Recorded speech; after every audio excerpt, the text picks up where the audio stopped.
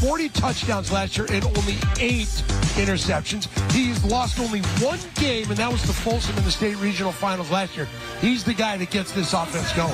On the other side for St. John Bosco, 190 rushing yards per game is a notable stat because last year they struggled to get their running game going. They didn't hit 150 yards in a game until the 5th game of the season. They've done much better to this point. The big reason why is they're two excellent, albeit young running backs in Malik Allen and Ashton Keys. And Malik Allen averages 11 yards a carry. Keys averages 9 yards a carry. They're both tremendous backs. And when you can alternate and get that kind of production, you can just really wear down an opposing team's defense, and you'll end up victorious. Well, last week, St. John Bosco went to NorCal and blew out San Mateo. This week, they have NorCal coming to them. It's Pittsburgh and St. John Bosco. Kickoff is next.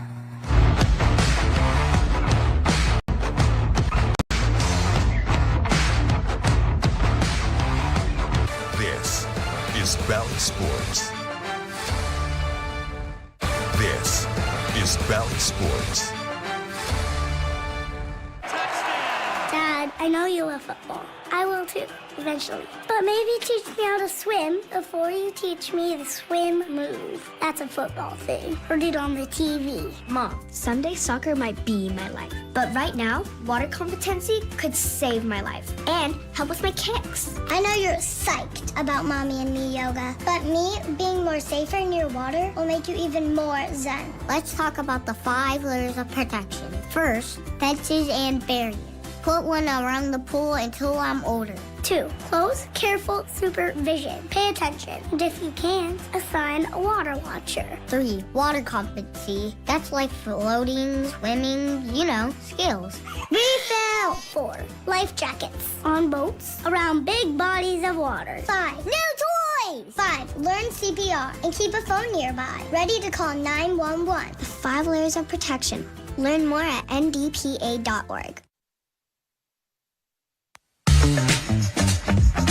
The CIF Southern Section 4 Game of the Week is brought to you by your local SoCal Ford dealers.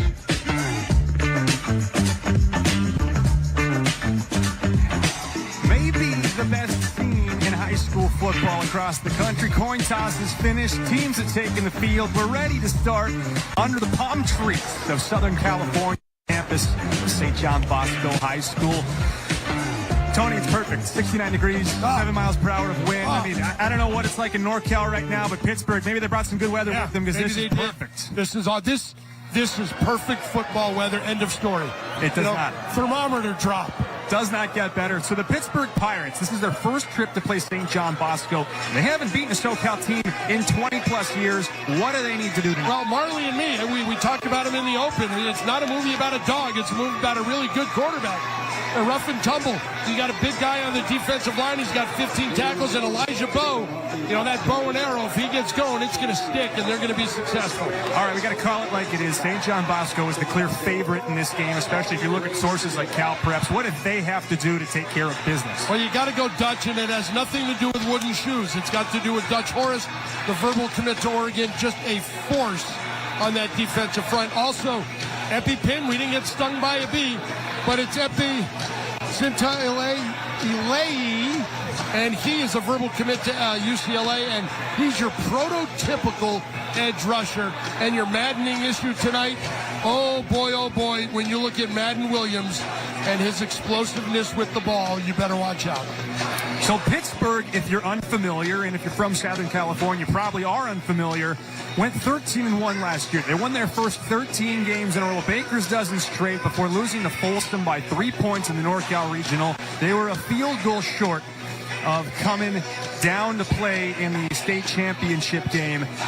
It's interesting. You look at where they stack up, and it's hard to figure out exactly what this matchup would be in terms of a comp for Southern California. St. John Bosco, number 3 in the state right now. Pittsburgh, number 14.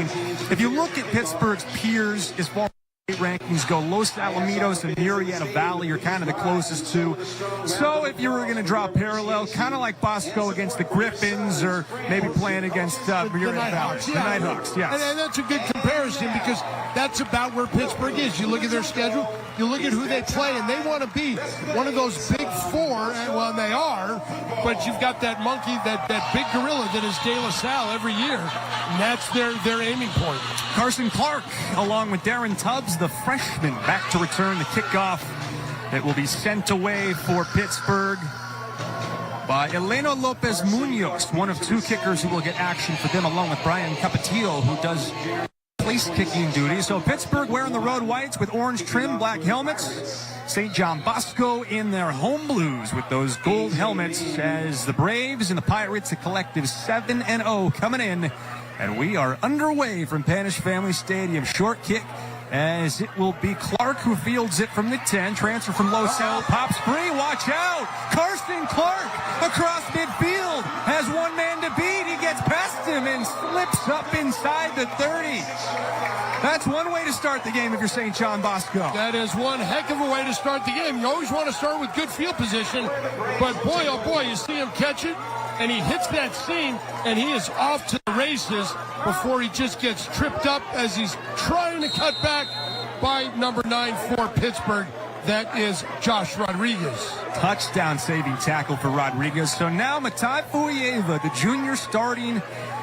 Now that Caleb Sanchez, he will have the first carry, bouncing outside, running behind the big body of senior Isaac Pula. And Keys will have about 4 yards on first down. 4-yard pickup on the play. Starters for St. John Bosco, and this is a young unit, Tony, but the wide receivers pop off the screen because head coach Jason Negro told us this week, when it's all said and done, this will be the most talented group of receivers we have had here. And boy, oh boy, have they had some good ones.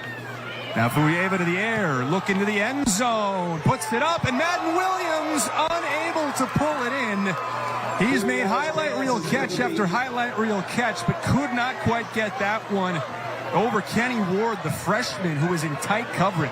Yeah, you got your work cut out for you over there with Williams, who's your prototype, 6'2", 180 pounds, but only a junior.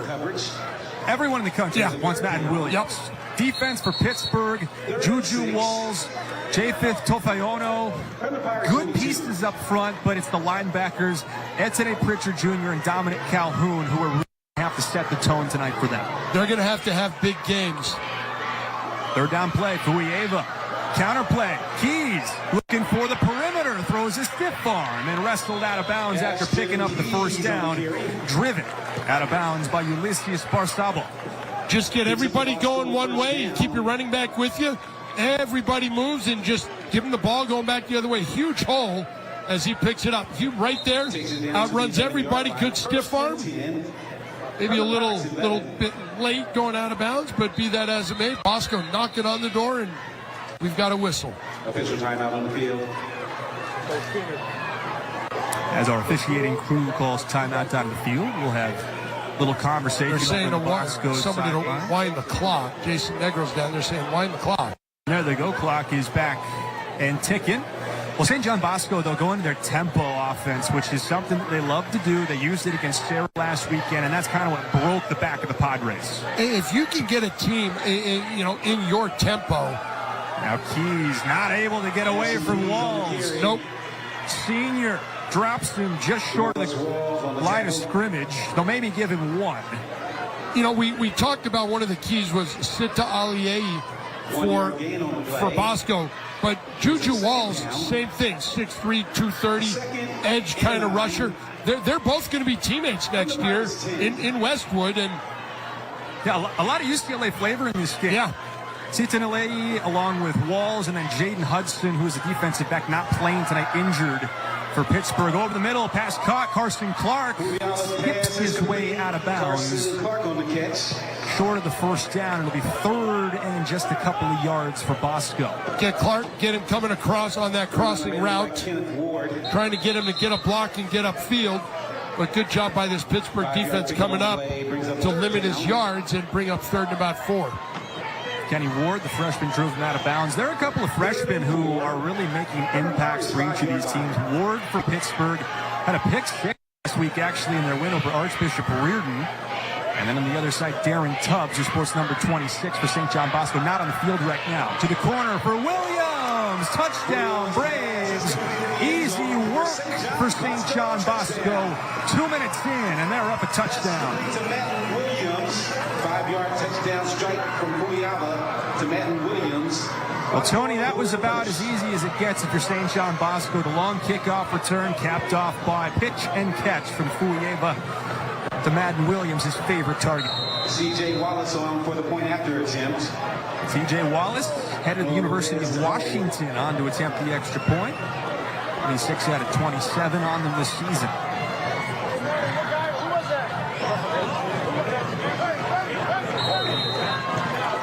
And make it 27 out of 28. Well, Tony, plain and simple, that was exactly what folks expect out of Boston. Yeah. If you're Pittsburgh, you just learned exactly what Southern California has known for 15 years. Williams does a great job. Sells that slant hard and then cuts to the corner, and Fuyaba just dimes it to him. Nobody there. Defensive back fell down. Both feet are in, plenty of room, and the Braves are up 7-0. But you mentioned it. It's the tempo offense. It's the get them going. It's the mixing the run and the pass. It's keeping the defense off balance. So now for Pittsburgh, they're going to have to find an answer. There's Jason Negro, head coach at St. John Bosco, 1991 alum of the school. That's a pretty darn good record, especially considering, Tony, 14 of those losses came in his first 3 years. He's lost 12 times since then. You look at it, and they were, when he got here, it was a mess, so to speak. And he just, since those first couple of years, he has put it all together. Amazing culture.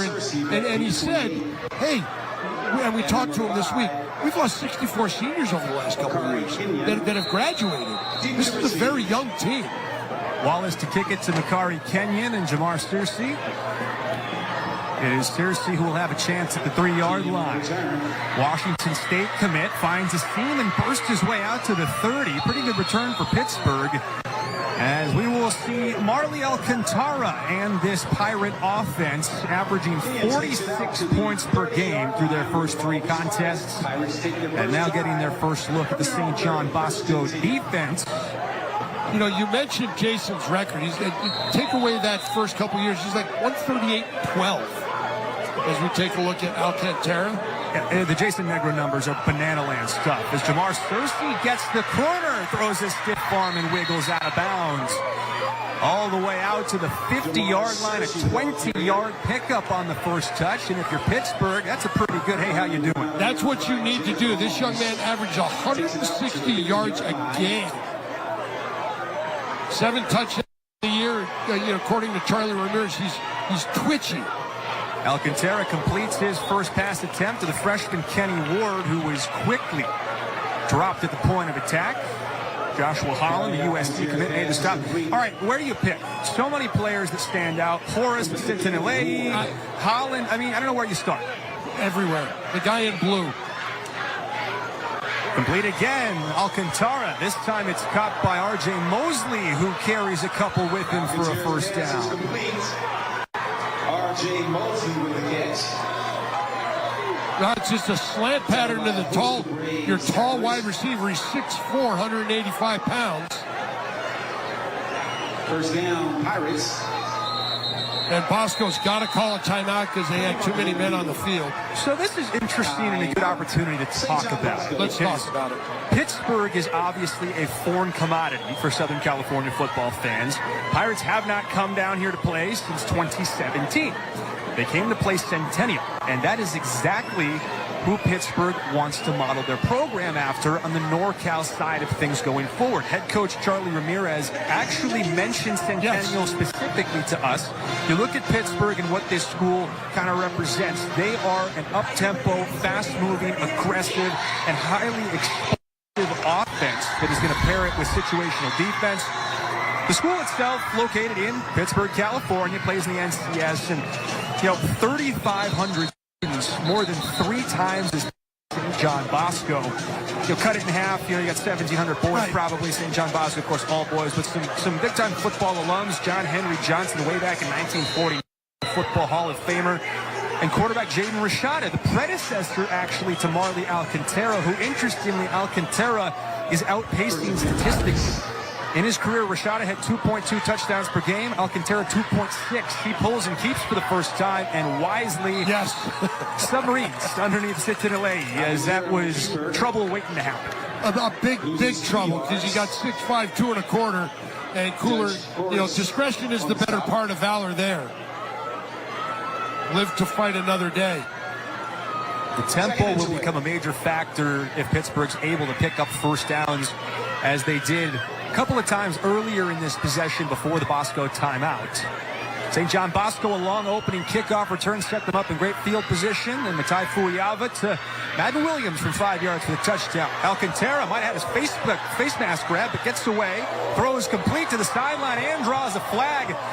Well, he's 5'7" and all about being a hard-nosed kid with a boxing background. And he had words for the St. John Bosco side right after that play. And, well, I think we may get a little bit of roughing the passer. That is exactly what it is. So, as you see our official Jerry Troutman and the rest of this crew. So now if you're Pittsburgh, you're in the red zone. You completed the pass, add 15 to it. You're cooking with gas here, the 18-yard line.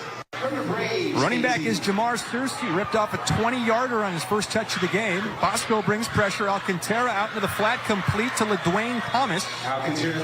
Well, LaDwayne Thomas is being defended by Dutch Horace. Horace, not in all the games that we've done here over the years, I've never seen Horace drop back in pass coverage.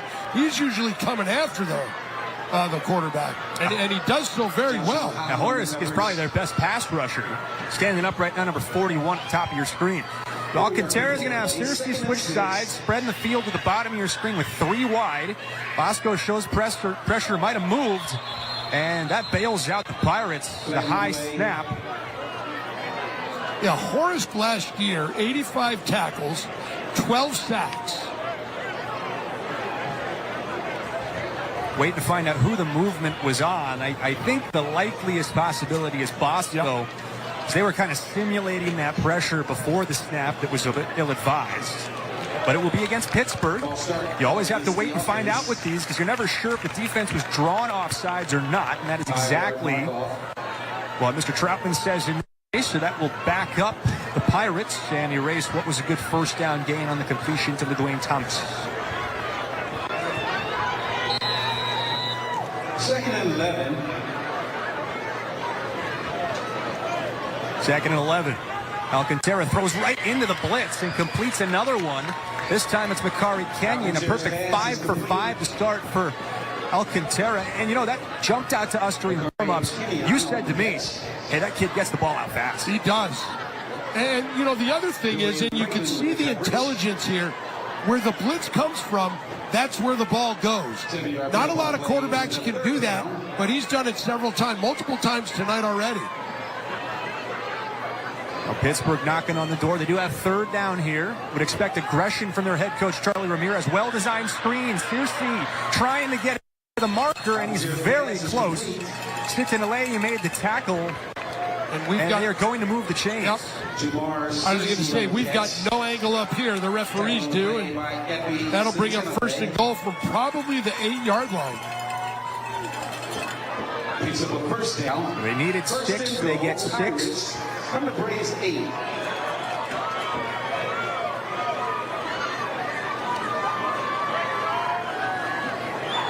Searcy, the running back, gets the carry right into the defense and met in the hole by Lance Olivinos, the junior defensive tackle, maybe a gain of 1. Nice job by Olivinos to get through and just track behind that play and bring him down.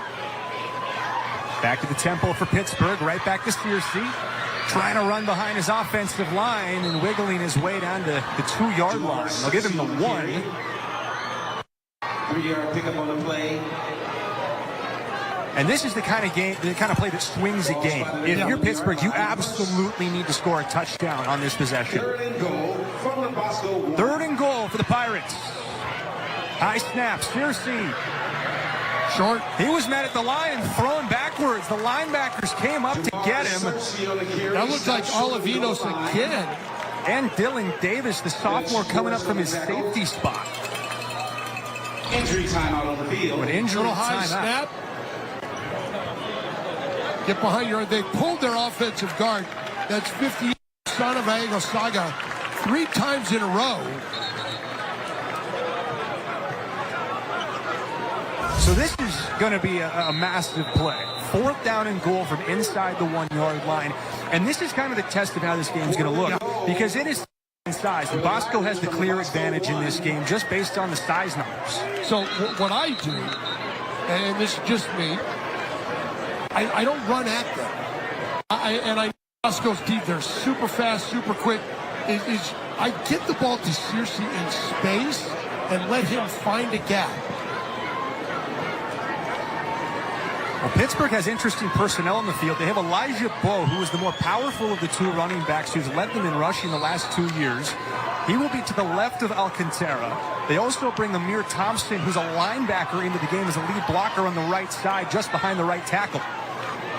So everything right now, based on how they're aligned, says that Pittsburgh's going to run right at Bosco and challenge the Braves on their home field. Well, and they have R.J. Mosley out here set, and the whole left side was wide open for him. But can't get the number. Maybe that's 18 for Bosco. That's Dylan Davis. Yeah, Dylan Davis moved over to try and, maybe prevent that or dissuade Alcantara from... There's Charlie Ramirez. How about that record? 16-1. So 4th down and goal. Alcantara looking to the flat. Turns, throws.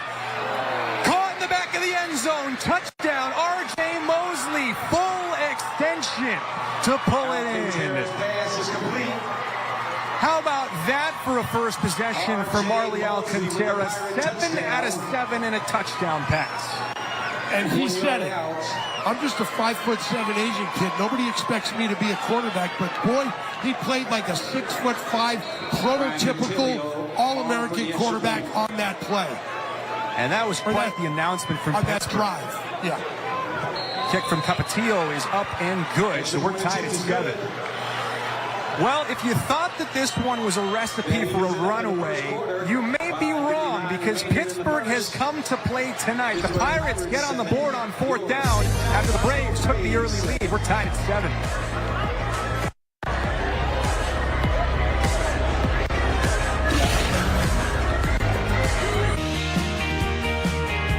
Many of my clients ask me, how can I afford to buy my next home, but also make sure my current home sells? That's why who you work with matters. With HomeLight, we're able to help clients buy and sell at the same time with all of the certainty and none of the stress. It's the most game-changing solution in real estate today. Together with HomeLight, we've helped clients win the home of their dreams every time.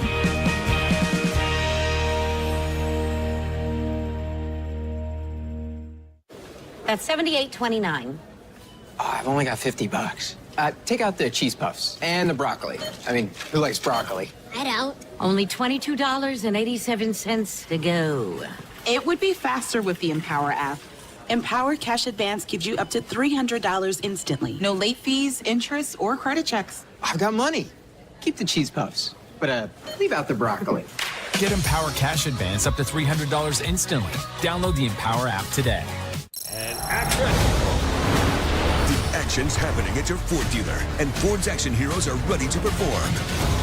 Our F-Series, America's best-selling trucks with superpowers only Ford can offer. Our Mustang Mach-E with electrifying performance that blasts past gas stations. And our Ford Bronco, rugged enough to conquer any terrain.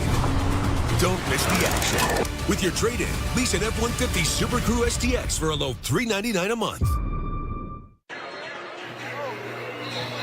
That guy right there, number 12 on the bottom of your screen, Marley Alcantara, leads a statement drive by the Pittsburgh Pirates on the road in Southern California beneath the palm trees, punching it in with A marvel of a fourth down touchdown pass in which R.J. Mosley had to extend using every bit of his 6'4" frame to haul it in. The Pirates 12 plays for number 12, or 14 plays, for number 12, going 7 out of 7 throwing the football.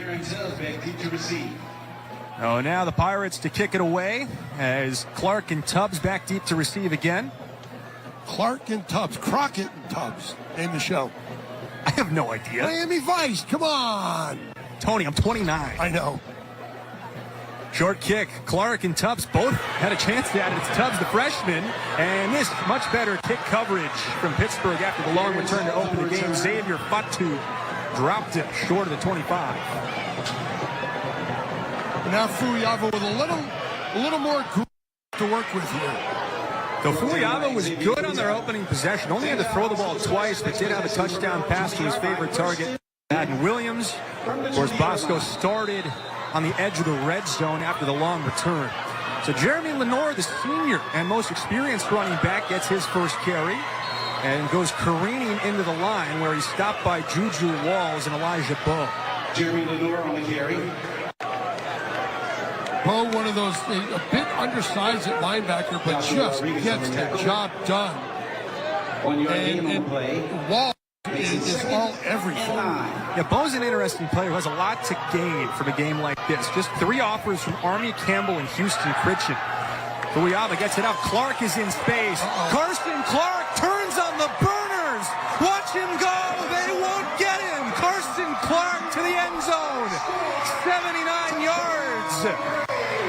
It took Pittsburgh 12 plays. It takes Bosco 2. They're back up top. Carson Clark.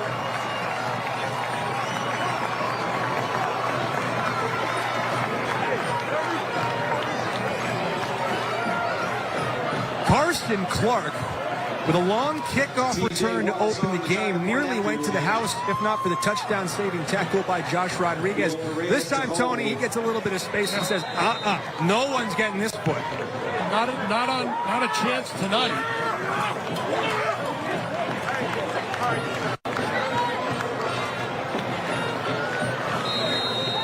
Wallace adds the extra point, and St. John Bosco. That is deflating for Pittsburgh because you just came down, long drive, but here you go, little tunnel screen. Everybody's out in front for Bosco, and then it's just a foot race, and nobody is going to catch Clark as he takes it all the way into the end zone to give Bosco the lead back. But you see right there, a little over pursuit by Pittsburgh, and then hit that seam, and it's good evening, good morning, good afternoon, and good night. How about Carson Clark making an impact? The kid transferred in from Los Alamitos after having 600 yards receiving for the Griffins last year. He's now their lead kick returner. He's one of their best receivers, perfectly paired skill set-wise with Madden Williams and Daniel Odom. Because Williams 6'2", Odom 6'3", Clark's 5'9", but a speed burner. When you put them together, you see why Jason Negro was telling us, guys, this is the best group of receivers we've had. And he said it's crazy. But they're all interchangeable. He said, I can put Odom on the inside versus backers. I can put Clark on the perimeter. We can get it done one-on-one versus anybody. And there you see just the slip screen and the speed and the athleticism. The Wallace to kick it away again. Kenyon and Ward, the return men once again. After St. John Bosco covers 80 yards in 2 plays. As it will be Kenyon from the 2-yard line. He finds a seam, and Kenyon was a step away from popping loose. This feels like a hold-your-breath game. My goodness, every play is a step away from going. It's about the 5th one. So now you look for Pittsburgh to make a response. I think it's right here. Like, hey, you know, you just scored real quick, and a good job by Coach fighting off that block. Coach. And to make the tackle. The Coach brothers, sophomores, getting a lot of recruiting interest. First down give to Searcy, and he is quickly met at the point of attack. Olive Enos. Lamar Searcy on the carry. And the tackle along with Amir Williamson. Olive Impeco on the tackle. That's just that big defensive line just standing everybody up and not giving anybody an inch at all. And we've got whistles. There's Marley Alcantara, the senior quarterback who went 7 for 7 on their opening drive with the 4th down touchdown pass. Last year, a career high, 370 yards and 5 touchdowns versus California high school. In his career, 3 touchdowns or more 11 times. He's at 5 a couple as well.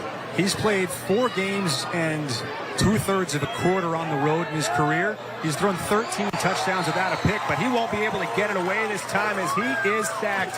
Cole Clifton on the blitz from his linebacker spot. Well, Clifton showed some speed right there, getting through that gap. Coming right after him. You know, nobody touched him, and that is his 2nd sack of the year.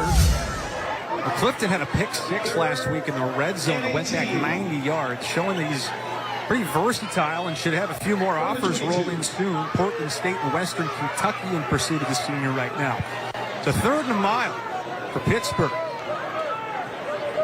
Bosco brings 4. Alcantara steps away from pressure. He's got some space to run, and he's going to pick up the 1st down. 21 on 3rd and 18.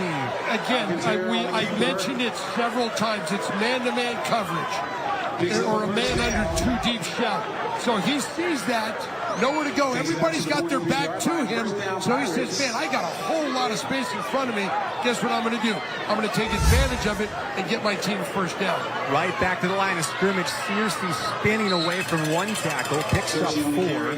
So to your point, Tony, when you're 5'7", it's not the arm, it's not the legs, it's what's between the ears. And Charlie Ramirez, their head coach, has been funny. Anytime reporters ask him about Marley Alcantara or other coaches ask him about him, he says, he's going to be your boss one. Yeah. He's going to be a head coach in major college football. He's that or he's going to run a company. He will be your,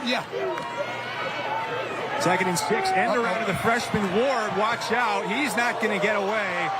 But a flag comes in as his helmet popped his bucket all the way back to the 45, and I think that may give Pittsburgh 15. Tackle on the play by Josiah Poyer. Josiah Poyer made the tackle, but Episetanile may be responsible for a face mask. And that's dangerous when the helmet comes off and it's during, as you're struggling to get yards and stuff. Bosco read that play all the way, and Horace really blew it up. Oh, yeah. Face mask penalty called against St. John. Well, then you got the hit up top that knocked the helmet off. That was by Poyer. And we were talking about how young this defense is. And Jason said it to us. He said, we're playing Chaminade McDonald. Top 5 team in the country. It's the last drive. We got seven sophomores and 2 freshmen on the field. Backwards pass. Searcy gets the edge inside the 20 as Jamar Searcy. There is a flag back at the 37 that's going to bring it back. To Searcy. Penalty markers on the field. Now after St. John Bosco gives Pittsburgh a gift on the face mask, it looks like the Pirates are going to hand it right back. It's going to be a hold on the outside by Mosley. Holding penalty called against the offense. And Jason was and Jason's always, open, honest. He's like, we're sitting there as coaches, as Chaminade Madonna's driving, and here you're going to see the hold right there as Searcy got a big game. That was R.J. Mosley who caught the touchdown pass on Pittsburgh's opening possession. And he said, we're sitting on the sideline saying, we got 7 sophomores and 2 freshmen. What are you doing? You know what you're doing? You're maturing as a team. And he said this team is very mature beyond its years. They lost 5 Power 5 level players to graduation last year. Now it's Elijah Bowe who turns the corner, but there's another flag. Make it 3 flags, all in the vicinity of the 40. So the Bermuda Triangle pops up in front of Pittsburgh's bench, and we'll see what it is this time. Charlie Ramirez is beside himself, having a teachable moment with one of his players. I think it's interesting, Tony, that we're seeing Pittsburgh pivot from what they did on their opening possession. They ran right at Bosco and then used the quick passing game. Right now, they're trying to stretch them laterally and use their speed. So you're going to get a hold. It's going to be at the top right there and a tackle. And that was on number 15, Dominic Calhoun, who typically is a linebacker that they'll use as a blocking receiver sometimes. So now let's go back to that third down play where Alcantara ran for so much, but here it's first and third. First and 25 for the Pirates from their own 47. Pittsburgh not helping themselves out. They're just joining us. Bosco opened the game with a long kickoff, returned a quick touchdown drive. Pirates needed 12 plays to score. Now Alcantara able to just get it away before taking a shot. He was trying to get it to Bo, but he threw it behind him. Alcantara's pass is incomplete. After the Pittsburgh touchdown, Bosco immediately responded 2 plays later on a 79-yard catch and run and a tunnel screen by Carson Clark. Second and 25. Now as Pittsburgh tries to respond, Pirates have backed themselves in a second and 25. First visit to Southern California since 2017. The Pittsburgh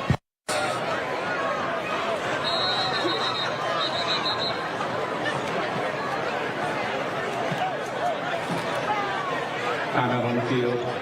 They've got an equipment issue on the field, as they're sending Isala Wiley Ava to the sideline. The super sophomore who's picking up offers left and right. BYU, Cal, Oregon State, Texas, Utah. One of their better players in the secondary. Second and 25. Alcantara back to work. Extra pressure and a flag comes in. Penalty markers on the field. Play is stopped. And it goes against the Pirates. Back them up 5. Call against the offense. And that just makes it tough for your offense. You had momentum. You had some big plays. A couple of holding penalties. Brought those back. And now it's those self-inflicted wounds that wear on you a little bit mentally. Like, hey, we got a good play call. We had a good result. All right, here we go. It was a big ask for Marley Alcantara to scramble for 21 on 3rd and 18 after the sack earlier on the same possession. Now they put themselves in second down and 30. Alcantara tunnel screen gets it to Kenyon. And he is quickly wrapped up. Nowhere to go. Ethan Coach, the sophomore linebacker on the tackle. Alcantara's pass is complete. Nice job by Coach just to read that. And you know, you're going to get a couple yards. Okay, I'll give that to you, but I'm not giving all of them to you. Ultimately, it will be 3rd and 27. Right now on their own 45, they need to get it to Bosco's 28 to convert. I don't know what's in the playbook for this, but we'll see how deep the bag is for Charlie Ramirez. Alcantara, unblocked rusher Clifton, buries him for his second sack, but there is a flag. Oh, Clifton with the sack. Penalty markers on the field.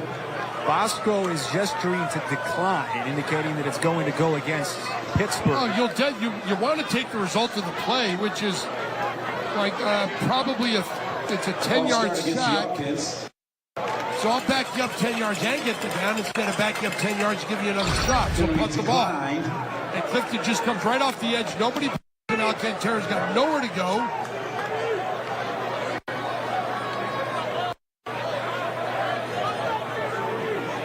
Clifton 2 sacks in his first quarter, had half a sack coming into the game.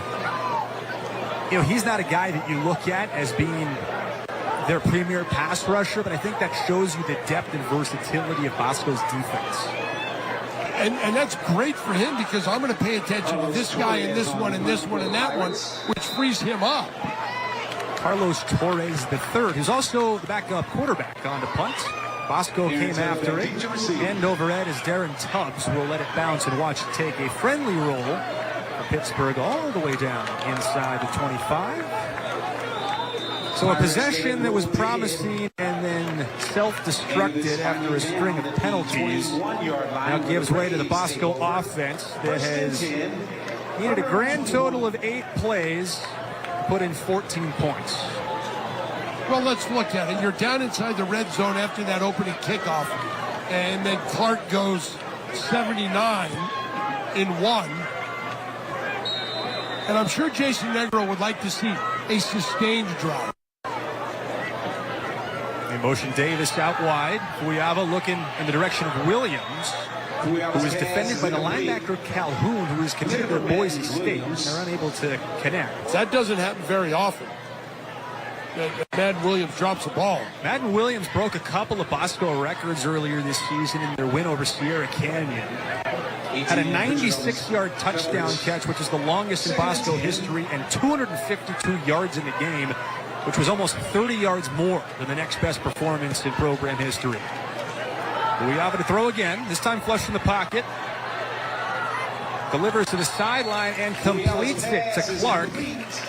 It'll be just short of the marker, setting up 3rd and short. And then don't forget against Eastwood, a team from Texas, 4 catches, 136 yards and a touchdown. Explosive young man, 21 average per catch. Bosco quickly to the line. It'll be 3rd and 2 after a pickup of 8. They will have no problem picking it up on the back of Malik Allen. Now, and that's just getting behind that big old offensive line. That's Matthew Purdue, 275-pound center. Isaac Pula, 350. Sorensen, 270. Using right back to Allen. He wiggles his way to the perimeter, shoved out of bounds by Atene Pritchard Jr., but it's enough for another first down, a gain of 11. Pushed out of bounds by ETN. So this is a very similar situation to what Bosco did at the start of the second half last week against Sarah. Got the ball, went to tempo, and broke their spirit, marching down the field and punching it into the end zone to go up 35-10. That's a great play by Juju Walls, chasing that down from the backside. He's on the left side of the Bosco offense, and he tracks down Malik Allen, who's going totally opposite of him.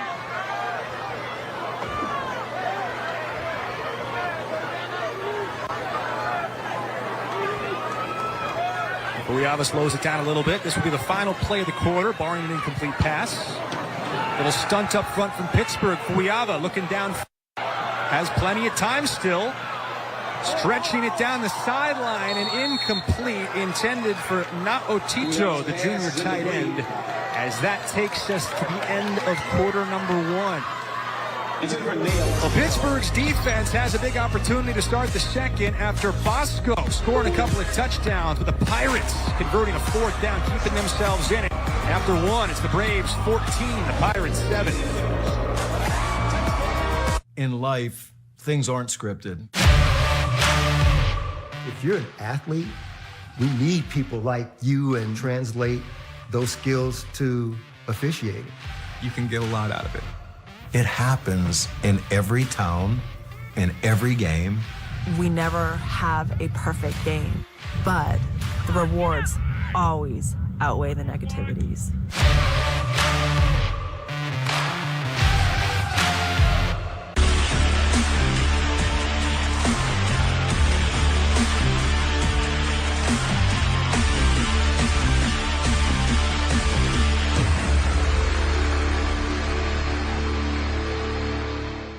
Meet Ken Whiting, world champion kayaker, best-selling author, and paddle sports pro. For over 30 years, Ken's life has been guided by the paddle in his hand. Catch his search for the world's best paddling destination on Facing Waves. Victor deployed for the first time to Afghanistan in 2003. At 4 in the morning, my phone rang. They said, "I regret to inform you that your husband was wounded in action." Victor sustained a moderate traumatic brain injury. I was doing school full-time, and I was also then caring for Victor. One of the most important elements of caregiving is taking care of yourself. I just didn't want to forget that I also had goals and that I also had a life. What I did is I challenged Victor to meet me halfway. He asked all his therapists to help him undertake some of the house chores. There are almost 6 million military and veteran caregivers across the nation. We have our own journey, and we can fulfill that journey at the same time that we are helping our loved one. Visit aarp.org/caregiving for a free military veterans guide to navigate your caregiving journey. Jump around a little bit. Cotton Eye Joe. Yeah, there you go. Through Tanner's Family Stadium. St. John Bosco up 14-7. But Tony, we start the second with a big play. 3rd and long for the Braves. And this is a lot more important for Pittsburgh, frankly, than it is for Bosco, because they need to stop the way Bosco's offense effortlessly scored their first 2 possessions. Okay, I'll be right. There's nothing else that needs to be said here. Huge play. Watch for Juju. Juju Walls, big number 1 for Pittsburgh. Guayaba design rollout, airing it out for Clark and overthrowing as Pittsburgh is going to get their first stop of the night. Well, they ran Odom short, and then they ran Clark. Clark was the inside guy. They ran him on that corner pattern. Just overthrown. Good coverage, though, by Pittsburgh. Carson Clark having a great first half, 98 yards on 3 catches and a 79-yard touchdown, and also returned to kickoff about 70 yards to open the game. So now Wallace comes on to punt, headed to the University of Washington. 2 return men back deep, the freshman Ward and the senior Searcy. Good kick from Wallace, backs Ward way up as he's going to let it bounce, come up and field it, and slip away from the first tackler, but will not escape the second, as that's the center, Big Matthew Purdue downfield making the tackle. There you go. You want the big fella to get down there, snap the ball, go make the tackle. Matthew Purdue on the tackle. Purdue gonna do a lot of running if he takes the offer from the Air Force Academy. That he will. I'll give him one of those fun bright orange vests. Yeah. So let's look at the CIF Southern Section top 10. Bosco right now number 3 on the heels of Mission Viejo and Mater Dei, just ahead of Centennial.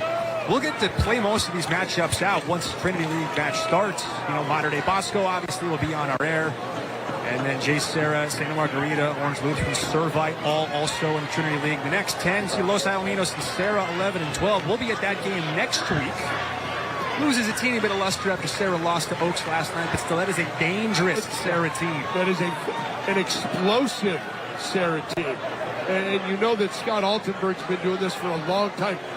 He'll figure out that offense. You know, Oaks, I think, that's something like 7 sacks, a couple of interceptions. We see the St. John Bosco player, that's Taj Martin helped out, the senior. So, Tony, real quick before they get to work, what have you liked from this Pittsburgh offense through 2 possessions? The tenacity. The no quit, and that comes from Marley Alcantara.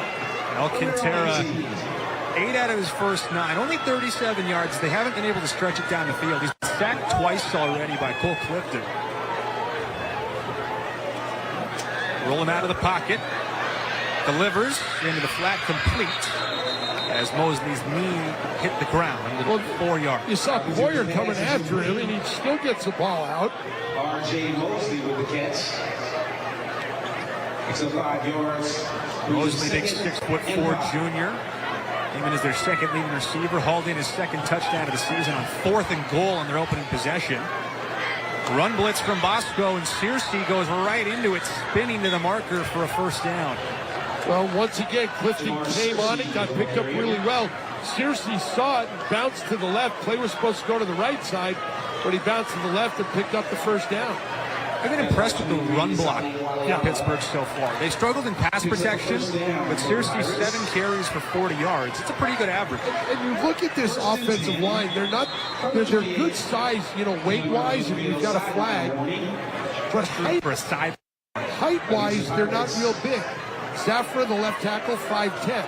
Osoro Perez, 5'10". Luis Atkins, the center, 6'1". And, you know, the biggest guy out there is Valle Osaga at 6'3" when he's in at guard.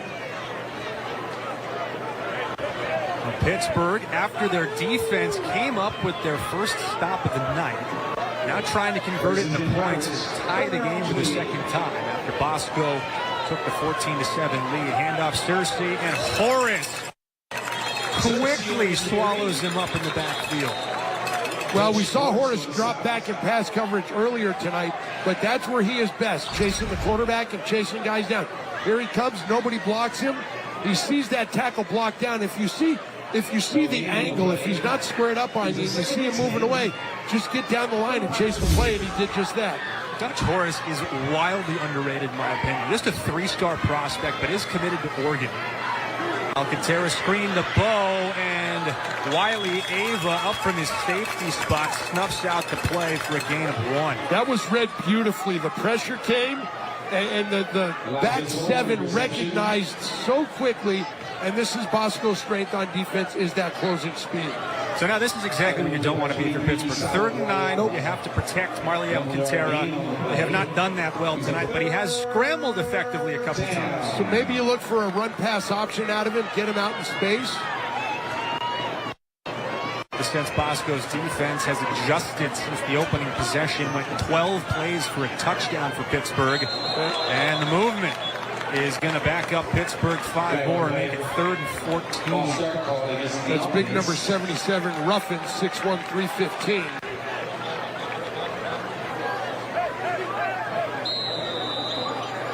Bradley Ruffin, a starting defensive tackle who moonlights on the offensive line as well. With the tempo that Pittsburgh likes to play with, they do have to rotate linemen fairly regularly. He's got a tough matchup with Dutch Horace lined up right over top of him. So 3rd down, Alcantara has to climb the pocket. He has a receiver. It's the freshman Ward. He makes the catch inside the 20. Touchdown, Pittsburgh.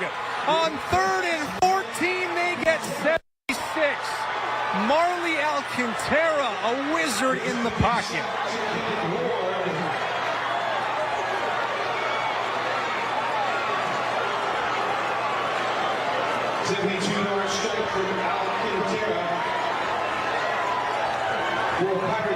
Tony Cooper. One word.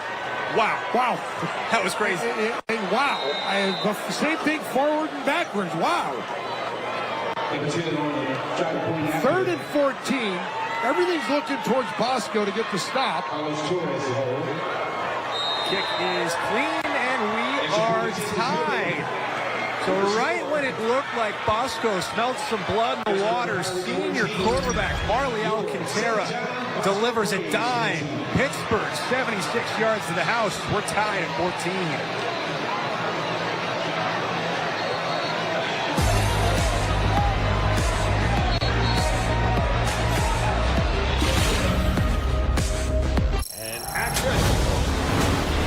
Action's happening at your Ford dealer, and Ford's action heroes are ready to perform. Our F-Series, America's best-selling trucks with superpowers only Ford can offer. Our Mustang Mach-E with electrifying performance that blasts past gas stations. And our Ford Bronco, rugged enough to conquer any terrain. Don't miss the action. Lease the all-electric 2024 Mustang Mach-E for a low $319 a month. I'm watching the game. Watching the game.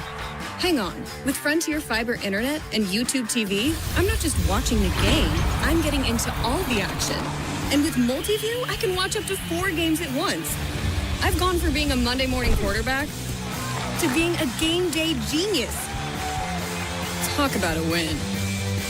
Switch now to 100% fiber internet and cable-free live TV for just $95 per month. Now's the time to have the time of your life. Make the most of it with someone who brings out the best in you today and gets you excited about what's possible tomorrow. So, what are you waiting for? Go to silversingles.com now and connect with someone who shares your interests and expectations for love, romance, or simply spending time together. It's easy, safe, and fun. Silver Singles, where dating after 50 shines. Cooper Perkins and Tony Bosco with you from Panish Family Stadium on the campus of St. John Bosco. Pittsburgh tying the game at 14 up. Tony, Charlie Ramirez said something really illuminating to us this week, and I think it's played out exactly how he would hope. He said, we want to look at what Bosco is doing and not be concerned about who they are. So far, this looks like a team that is adjusting based on what Bosco's doing and is not intimidated at all. Look, they're playing defense. We've seen this coverage before. We've seen this done before. We just have to react to it and trust our coaching and our training and what we've been told to do. and then execute it. And boy, they just did it on that play. Short kick as Clark's going to have a chance from the 11. Uh-oh. Watch out, he's taken a long one back already and also had a 79-yard touchdown catch, but will be smothered at the 31. So now Bosco, for the first time in this game, really needs to have a response. And we were curious what the rushing battle would look like. Pittsburgh about in line with what we expected, but Bosco's ground attack hasn't really gotten going. When you look at it, they average about 190 yards a game.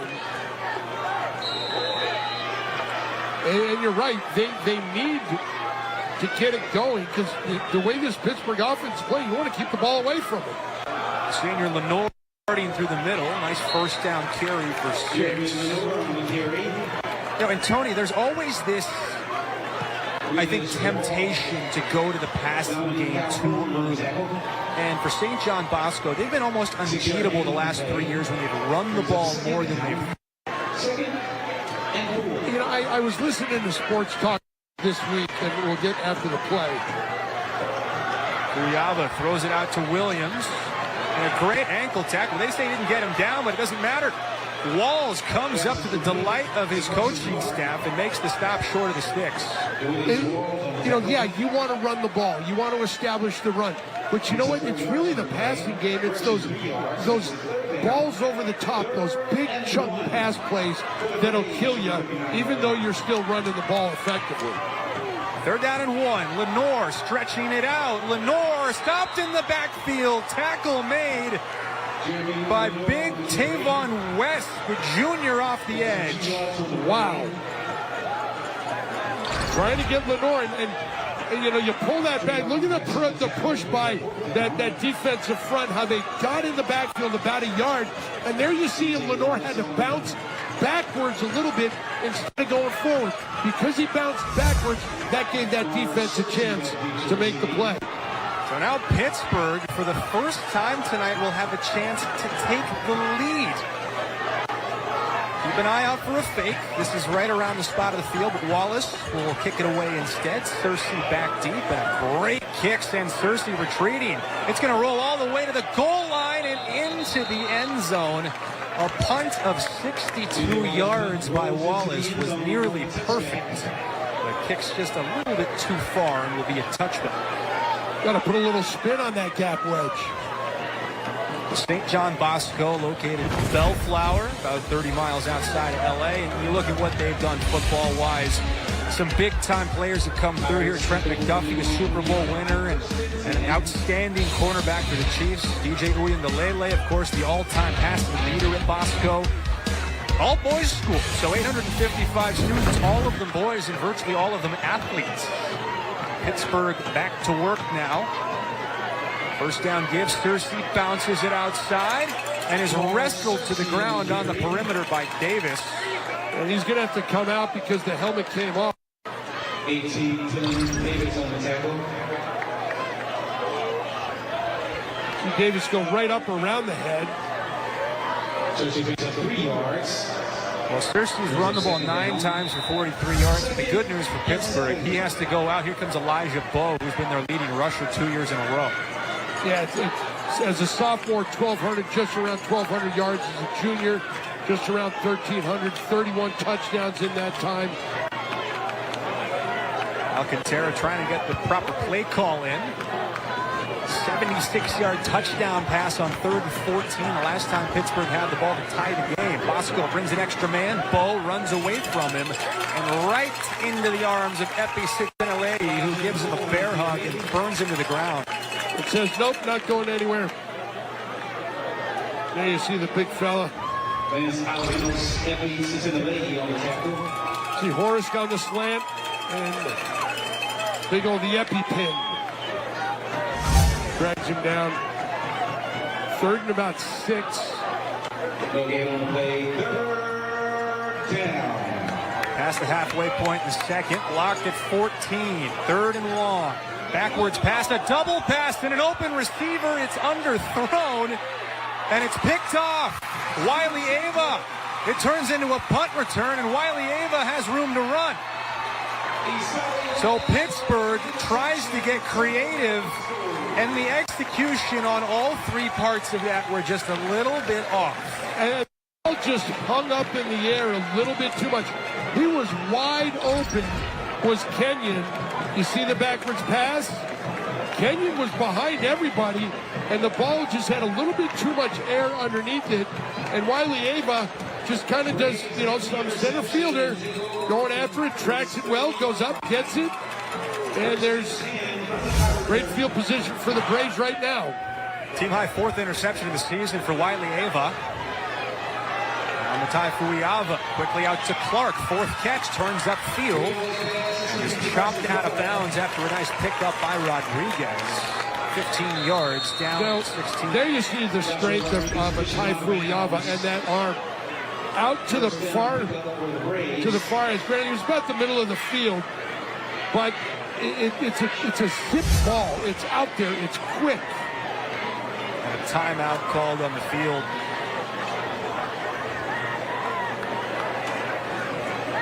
So St. John Bosco, as there's an injury timeout, that's a big one. Dominic Calhoun, the senior linebacker committed to Boise State, who came in with 20 tackles. He's being attended to on the sideline. Tony, we haven't really seen St. John Bosco do much outside of when they've had good field position. But credit to the Braves, when they've had that good field position, they've knocked it out of the park. Well, when you get good field position, it's a bit cliche if you take a look at our upcoming games. Yeah, so this is where we're going to be. A couple that haven't been formally announced publicly. So getting the first wind of it here. October 4th, going to St. Bonaventure at Simi Valley. Jim Benkert and the Simi guys who won a CIF title last year. Then going to Charter Oak as Los Osos comes to town. And then, of course, the SoFi Stadium game just made official today as Bosco plays Servite in the next week. St. John Bosco at the Santa Ana Bowl against Mater Dei. We'll round things out on November 1st with Los Alamitos and Mission Viejo in what could potentially be a de facto league championship game. So back to this one, 1st down and 10 at the 16 for Bosco. They have not trailed in this game, but Pittsburgh has had an answer every time they've surged out in front. Clark in motion. Guiava, 6-man front.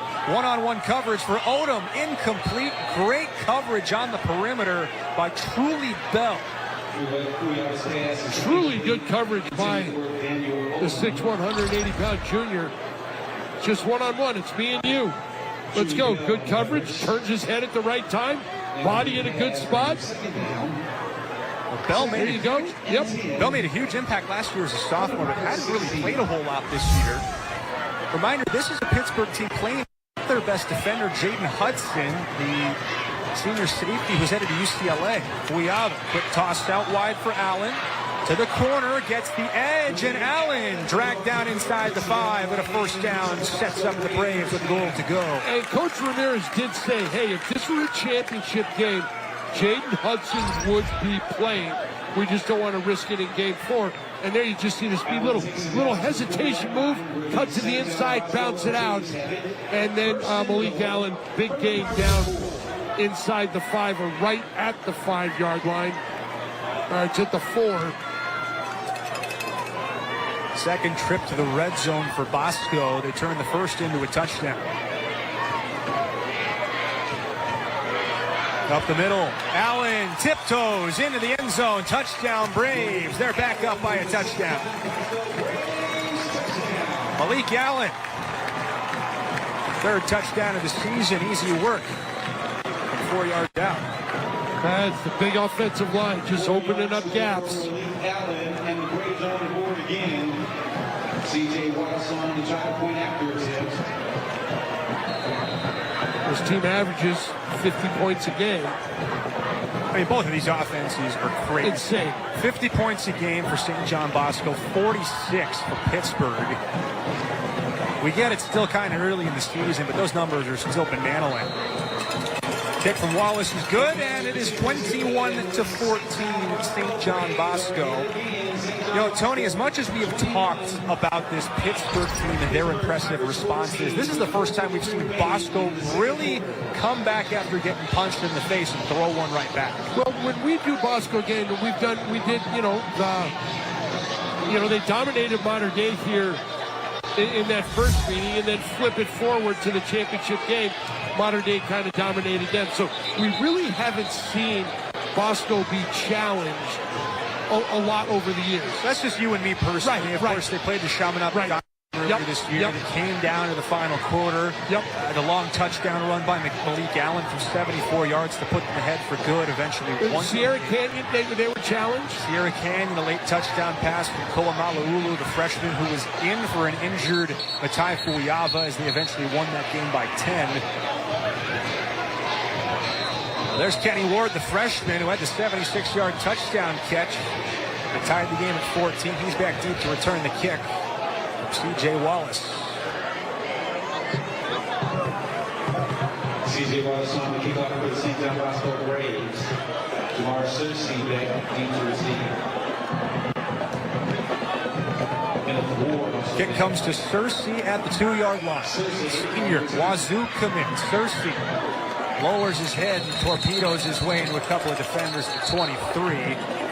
He's stopped there by Derek Delgado, the senior linebacker. So with 4.5 minutes to go, let's see what Marley Alcantara and this offense can do. And remember, Pittsburgh will have the ball to start the second half. Yep, Chase Young, Minnesota. One thing I think Pittsburgh would desperately like to avoid is the fate that Sarah had last week against Bosco, where they gave the Braves the ball with 1 minute and 8 seconds left. They only had one timeout, marched 80 yards, and scored a touchdown to make it 28-10. And Jason told us before the game, we were up in his office, Jay said, that was a perfect drive for us. It was just so, smoother than the back of a spoon. Cersei on the swing. Races his way for a first down. 13 on the completion. And that's one of those things when you look at a game and you go back, that's a statement. That's a dagger in the heart of somebody. First down, Pirates. Pittsburgh using a little bit of tempo, as they have at times tonight. Alcantara straight drop. Whips it out to Mosley. He slips a tackle and is in the Bosco territory. Just plenty of time. They're playing really soft off him. And Alcantara sees him. Big target at 6'4". Nobody around. Gets it, breaks a tackle. Bosco trying to sub his quick tempo from Pittsburgh. Cersei steps his way through a tackle attempt, and he has 10 more. 3 consecutive plays resulting in first downs for Pittsburgh. Well, once again, they're pulling number 58, Vaeo Saga, and he gets in the hole. Cersei gets behind him, creates that space, picks up the yards. First down at the 35 for Pittsburgh. Decided underdogs coming in, but playing with fight on the road against Bosco. Ward is open, and he can't hang on. Alcantara dropped it in the bucket for what would have been their second touchdown connection, but it was in 10 instead. Jay Sean Schaefer, one of those young defensive backs, locked up one-on-one coverage. See at the bottom of the screen, one-on-one, gets behind him, but just gets the hand in there at exactly the right time to knock that ball away. Marley Alcantara, 150 yards passing, 2 touchdowns on 13 out of 15. That was just his second incompletion of the half. Hands off, and Bo is gobbled up. Big Dutch Horace, 1-yard loss. Well, once again, Horace guy blocks down, and he sees that. He just comes right off his rear end to make the tackle, beat the back in the backfield. Third down and 11, but Pittsburgh in 4-down territory, so the whole playbook is open here. Kenny Ward, the favorite target, and freshman for Pittsburgh at the top of your screen in the slot. They whip it out to Bo, turns it at the 35, and spins through the tackle from Davis for a gain of about 5 yards. That'll set up 4th and 6.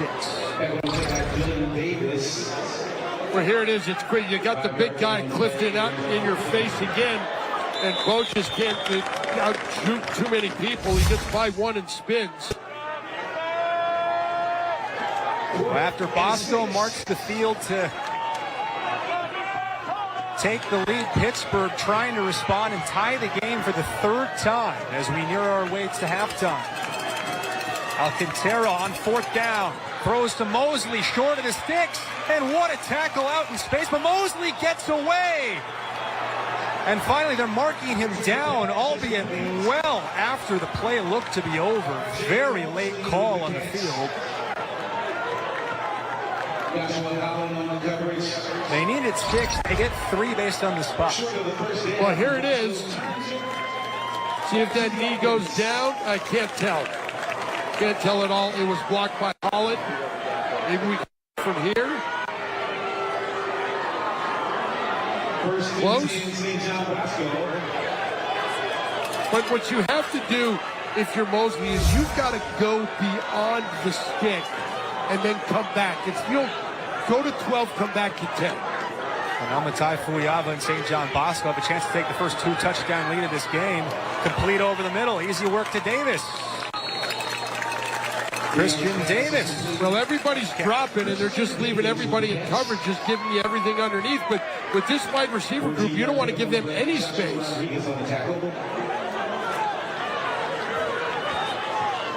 We have a tunnel screen right back to Davis. He races into his own lineman. Flag does come in. It was Isaac Pula who was out blocking in front of Davis. Pula's a big guy, hold. I think Pula is who they're calling the hold up. 3rd penalty for 40 yards against Bosco here in the first half. You see Pula, number 65, get out here. Yeah, well, that's not a hold. That's a full Nelson.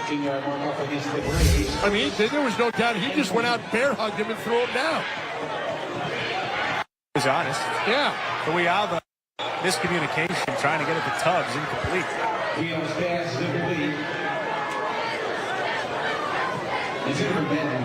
mean, that was almost like predetermined. I'm just going to go out and get a holding penalty, coach. Bosco still has 2 timeouts. Pittsburgh has all 3. 2nd down and 20. Pirates have to be thinking about potentially getting the ball back.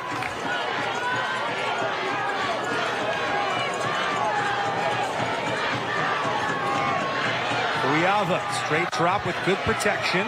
Has a wide open Odom and passes it up to throw to Tubbs, who has it swatted away by fellow freshman Kenny Ward. That was a mistake by Fuyava because Odom had reservations for a touchdown. Wow, he could have walked into the end zone there.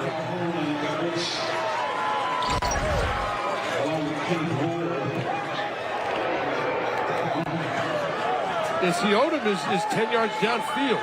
With no one within 7 yards of him. Fuyava locked in at his target a little bit there. And now 3rd and 18 offers Pittsburgh a great opportunity to potentially get the ball back with all 3 timeouts before halftime. And Charlie Ramirez sprinting down the far sideline calls his first timeout.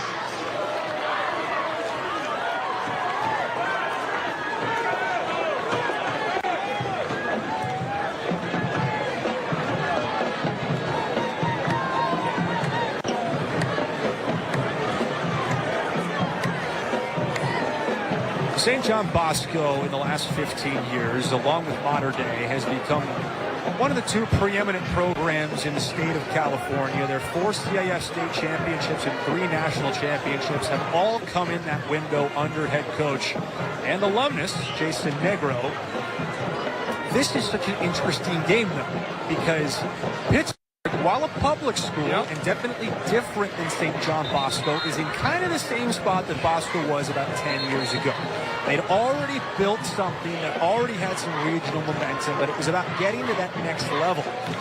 We've seen Corona Centennial beat Bosco, beat Mater Dei. They are the program that Pittsburgh is trying to model itself after.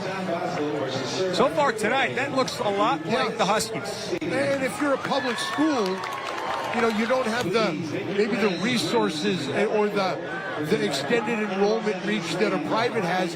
And Coach Ramirez doing a great job up there with the Pirates. So it'll be 3rd down and 20. Fuyava with Lenore, their best pass blocking running back. Fuyava tucks and runs and is well short of the marker.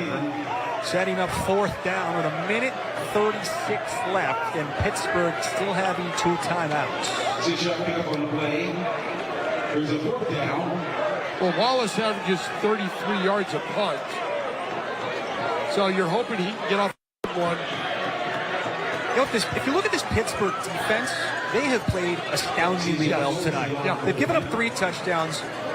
One of them was on a 26-yard field after the long kick return. Another was on a 31-yard field after the interception. They've only given up 1 full field drive, and it was a 79-yard touchdown. Other than that, they've been a sound defense when St. John Bosco's had to cover distance. Great punt from Wallace. 44 yards on the kick, and Pittsburgh's going to have a whole lot of real estate to cover with a minute and 26 seconds left. Wallace's punt rolls dead at the 17-yard line where the Pirates start their next possession.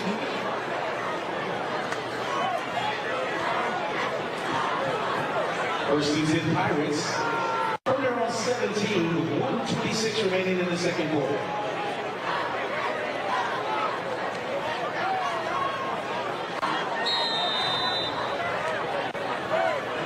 Marley Alcantara and Pittsburgh. 86 seconds to work with. Searcy sweeping and gets out of bounds, stopping the clock. And Bosco's okay with that. Hey, you want to run, you don't get a...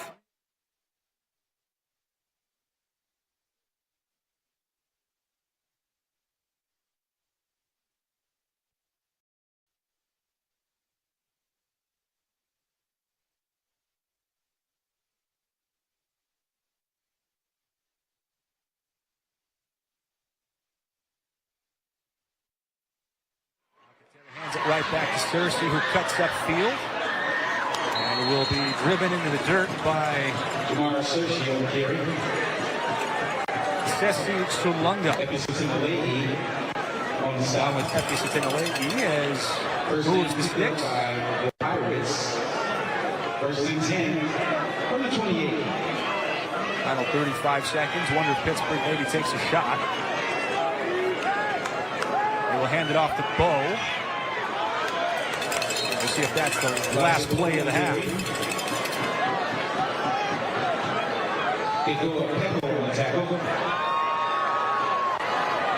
Well, maybe they're probably just going to... They're not in a hurry to do anything. Clock under 10 seconds now. Charlie Ramirez looks like he might call a timeout, which is exactly what he's going to do. So Pittsburgh will take a moment to think about how they would like to approach this final play. Tony, we've seen them attempt one trick play, the double pass that, while it was open downfield, resulted in an interception. There's obviously the temptation, right, to be aggressive and be creative in this spot, but if you're Charlie Ramirez, how do you balance that knowing you still have 73 yards separating you from the end zone and a quarterback who, while very talented, does not have an arm to throw at 73 yards? Well, but he did to Ward earlier. Well, not in the air. Yeah. How about this Pittsburgh team? You know what? We were talking about it this week. We saw it. We thought, you know what? They may come in, be a little bit overmatched. You look at 2 CIF state champ runners up. And on paper they are. But you cannot measure those intangible things. And what do they have to lose? Hey, we're going up against a number 2 ranked team in, California, whatever the ranking is, all this and all that. We're just going to come in and play football. We weren't able to find the precise records on this, but it was at least 20 years since the last time they beat a Southern California team, meaning that there is not a player on the field who was alive the last time that happened, if it happened. You were alive. Barely, right? Maybe. We don't know when the last one was. Final play of the half. Oh, maybe one more. 1 second still in the clock after the short hop from Alcantara. Alcantara's pass is incomplete. It's in the right Kenneth Ward.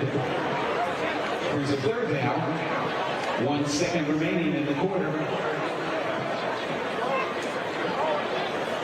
3rd and 6. 229 yards of total offense in the first half for Pittsburgh. against the St. John Bosco defense, giving up 277 a game at home. They will take a knee and take it to halftime. St. John Bosco carries a 7-point lead into the break, but the story of the opening 24 is the way that Pittsburgh has showed up to play. Marley Alcantara and the Pirates aren't ready to go home yet. They have a long drive in front of them, but Bosco is going to try and make it a little bit more uncomfortable. 21-14, Braves on top of Pittsburgh at halftime.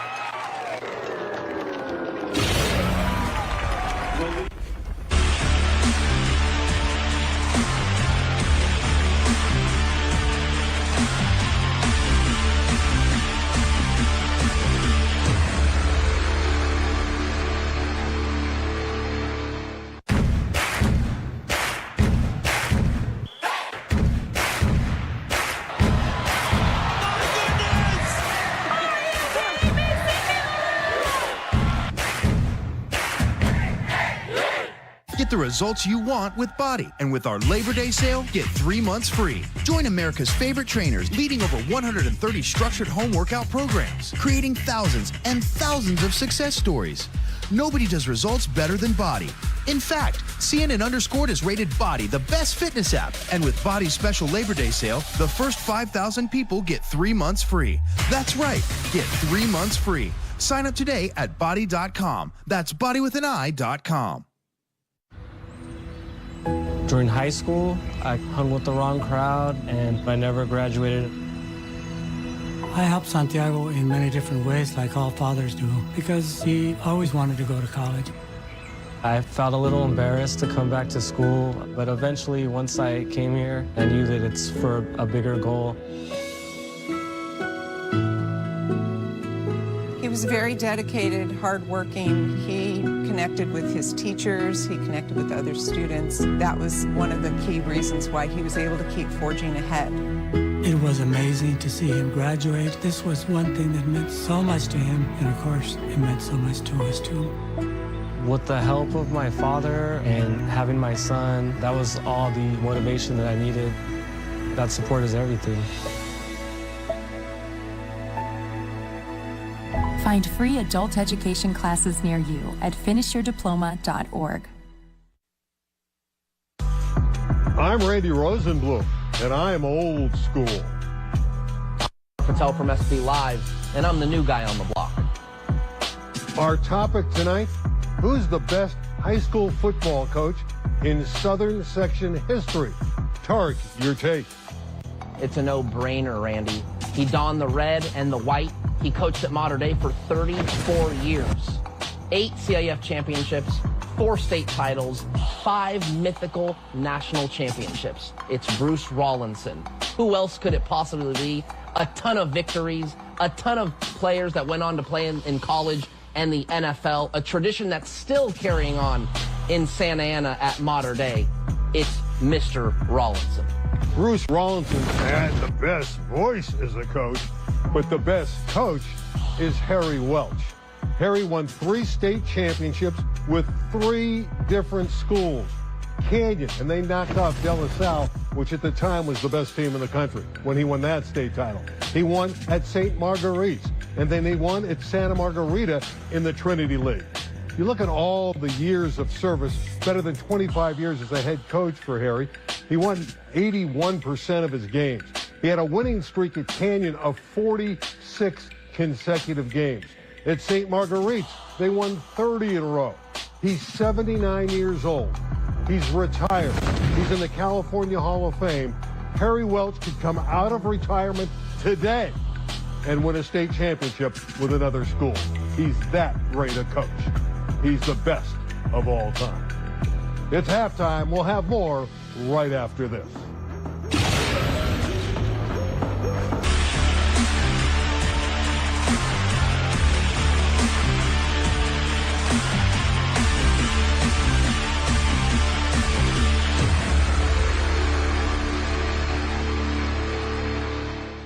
Meet Ken Whiting, world champion kayaker, best-selling author, and paddle sports pro. For over 30 years, Ken's life has been guided by the paddle in his hand. Catch his search for the world's best paddling destination on Facing Waves. Named 2024 World Car of the Year, North American Utility Vehicle of the Year, and one of Car and Driver's 10 best SUVs. Innovation can be ever so rewarding. The Triple Crown awarded 3-row Kia EV9. Lease a new 2024 EV9 Light Long Range for $349 a month.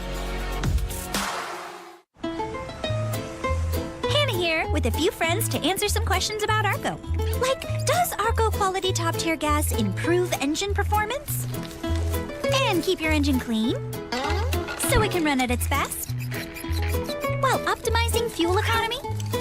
And help you with your hula skills? Just making sure you're paying attention. Come to Arco and say yes to quality gas. Arco, quality gas for less. Now with rewards. The CIF Southern Section 4 Game of the Week is brought to you by your local SoCal Ford dealers. Halftime at St. John Bosco and Bellflower. Braves on top of Pittsburgh 21-14. But a major story of this game, the way that Charlie Ramirez's Pirates have played. They've been really exceptional in the way they've responded to difficulty. He's Tony Moskal. I'm Cooper Perkins. Thanks for spending your Friday night with us. And Tony, what is the word you would use to describe this Pittsburgh team so far? Scrappy, tenacious, determined. I know that's 3, but they're impressive, very impressive right now, going up against a very, very good St. John Bosco team. If it seems like we're giving Pittsburgh too much credit, remember that they are clearly underdogs in this game. They're ranked 14th in the state, so very, very good. They've won 3 consecutive NCS championships in their own section, but St. John Bosco is a national powerhouse. St. John Bosco is at a different level than most of the teams that we see. And Pittsburgh right now is competing with them, which is notable for a lot of reasons. You know, you mentioned those 3 words. I want to go with scrappy, talking about Pittsburgh, because that's what their head coach, Charlie Ramirez, I think, would want. You look at this group, very senior heavy, very experienced, and their head coach expects them to be scrappy. Looking at Charlie Ramirez, he's only in his 2nd year at the helm, but spent 10 years as the DC under Victor Galley, the previous head coach who built a successful program. Of course, a graduate there, also a grad of the University of Washington. On the other side, Jason Negro. We know all about St. John Bosco and what Jason's done in his 15 years there. He's lost 12 times in the last 10 years. I mean, this is a guy who has built a program that, as you described it earlier in the broadcast, he was a little bit of a mess at one point into what has become one of the preeminent programs on the West Coast. You know, it's such an interesting thing to talk about, St. John Bosco, because it is a unique school. There are others like it in California. You went to one at Crespi, I went to one at Loyola, but these are schools that prioritize a different set of values, and one of those being brotherhood, right? They're all boys. So with that comes the expectation that these players are going to look out for one another, and all students are going to. And I think it's really interesting because there's a great story here about the St. John Bosco football program. William Gomez is a young man who was homeschooled growing up and needed to adjust coming to St. John Bosco, and actually his family was friends of Kingston Viliamu Asa, who is now at Notre Dame. His father put him in touch with some of the current Bosco players, Episit and Ile, Dutch Horace with Tai Fuiava. And what's so fascinating and I think inspiring is the way that those players, who are all big-time guys who are going to go play college football at Power 5 schools, took the time to build a relationship with a young man and make this transition easier on him. Yeah, it's weird. Viliama also, his father reached out to him, so he texted Horace. Horace took it upon himself to go find an assistant principal and say, give me this kid's schedule. So they arranged it where they could get out of lunch at the same time. Horace went, pulled him out of class and said, look, man, you're going to come eat lunch with us, and you're going to be an honorary captain one day. And it's all about, like you said, the brotherhood and changing lives, and that's, you don't have to do that, but that's the culture that Jason Negro has built here. So have a lot of other guys throughout the southern section, and what a moment for that young man who's going to remember that for the rest of his life, and he's going to watch these guys playing on Saturday going, hey, those are my buddies. That's awesome. It's not just about being football players. It's not just being about students. It's about being good people, and that's what St. John Bosco continues to instill in their student body. More halftime coverage coming up shortly here at Panish Family Stadium. It's the Braves on top of the Pirates, 21-14.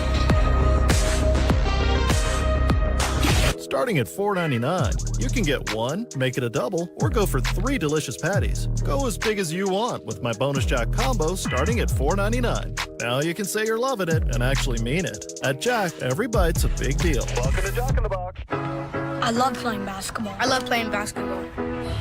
I may not make it to the pros. Or have a shoe named after me. I'm getting there. But I keep playing. I'll gain confidence. It'll make new friends. I'll play hard but fair. I'll stay physically and mentally fit. I'll play with anyone. Anywhere. And most importantly, I'll have fun. Fun. Get the results you want with Body. And with our Labor Day sale, get 3 months free. Join America's favorite trainers leading over 130 structured home workout programs, creating thousands and thousands of success stories. Nobody does results better than Body. In fact, CNN Underscored has rated Body the best fitness app. And with Body's special Labor Day sale, the first 5,000 people get 3 months free. That's right, get 3 months free. Sign up today at body.com. That's bodywithan.com.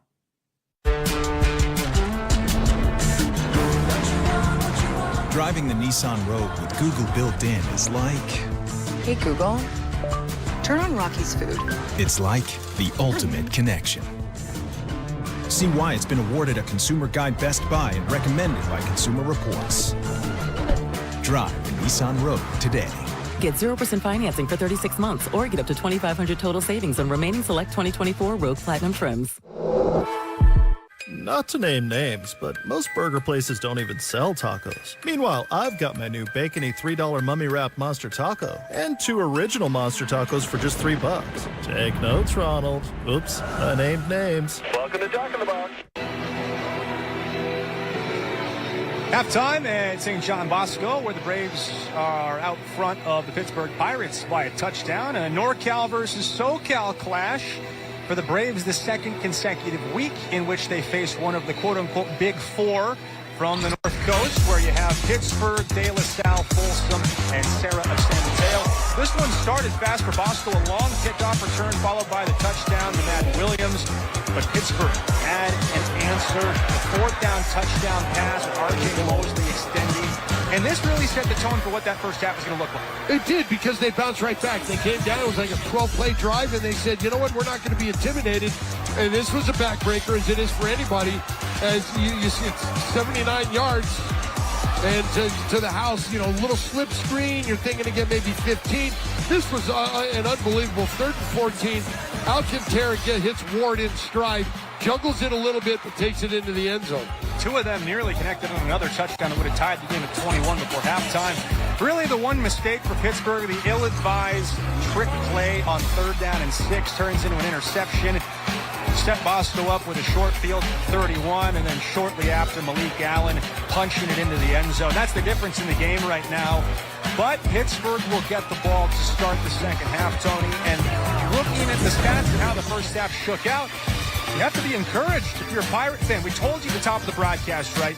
It's going to be tough to run against Bosco simply because there is a size difference in this game. But they've done a good enough job while throwing the ball exactly as well as we said they would need to. On the flip side for Bosco, we said, hey, their running game is way ahead of schedule this year.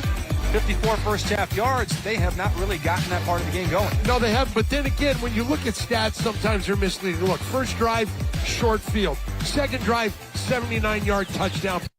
And so within those possessions, you know, there's 2 possessions right there where you score right away. You didn't have a lot to work with. But all that Jason Negro and Charlie Ramirez care about is that number of points on the scoreboard. All that other stuff, we can look at it and analyze it all we want. Carson Clark there at the bottom having a big game, 107 yards receiving, almost 200 all-purpose yards in the first half. 3rd quarter coverage coming up shortly here at Banish Family Stadium. Bosco on top of Pittsburgh.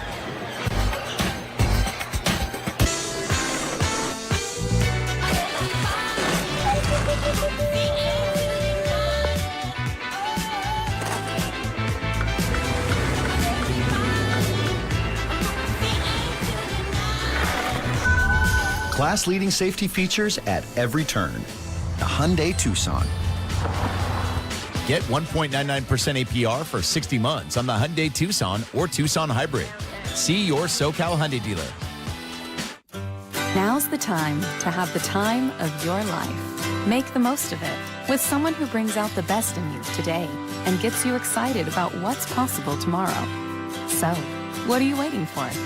Go to silversingles.com now and connect with someone who shares your interests and expectations for love, romance, or simply spending time together. It's easy, safe, and fun. Silver Singles, where dating after 50 shines. We've never spoken, but you've told us many things. You told us you love stargazing, almost as much as you hate parallel parking. That heavy right foot of yours? We got you. The Lexus ES didn't begin in a studio, it began with you. Lease the 2024 ES300 Hybrid for $449 a month for 36 months. Dad, I know you love football. I will too, eventually. But maybe teach me how to swim before you teach me the swim move. That's a football thing. Heard it on the TV. Mom, someday soccer might be my life. But right now, water competency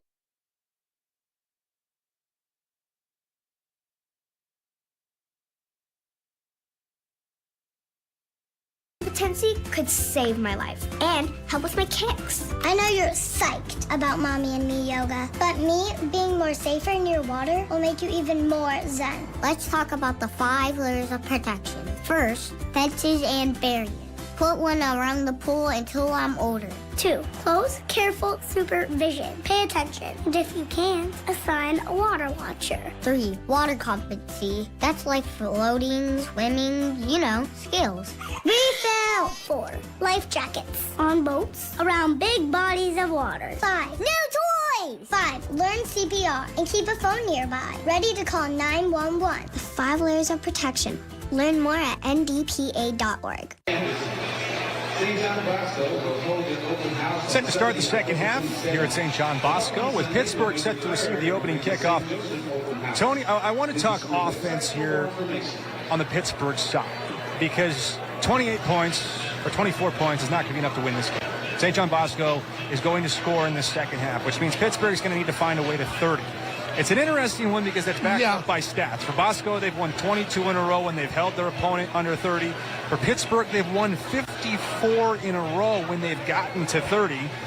Is there a pathway to 30 points in this second half? Yes, and it starts with him. What does he need to do? Well, he needs to get, you look at 159 yards, 15 of 18.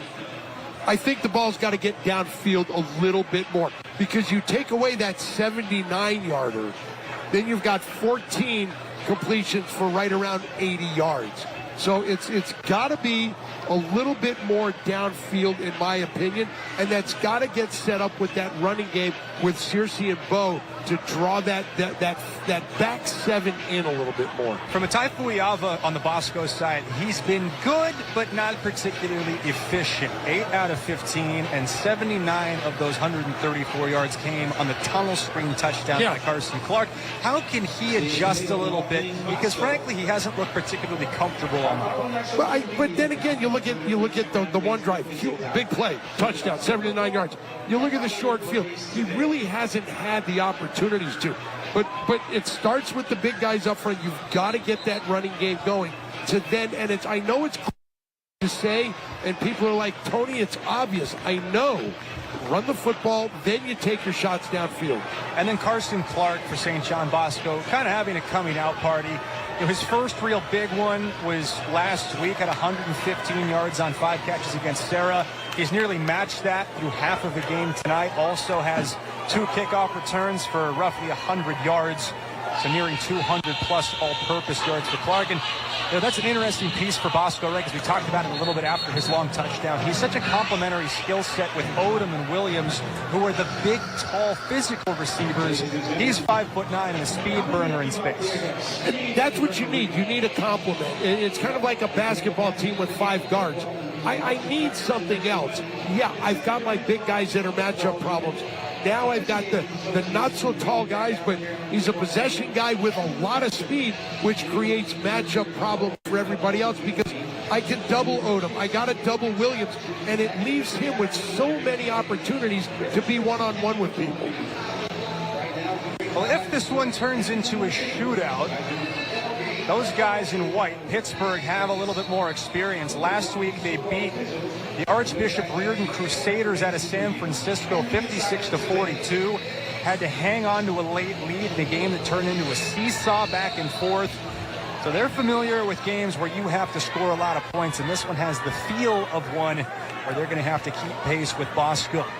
C.J. Wallace to kick the ball away. Kenyon and Searcy back deep to return for Pittsburgh, as the Pirates will have a chance to tie the game to open the second half as Wallace drives it into the end zone for the first time, and it will come out to the 20. Marley Alcantara, 15 of 18, 159 yards and 2 first-half touchdowns.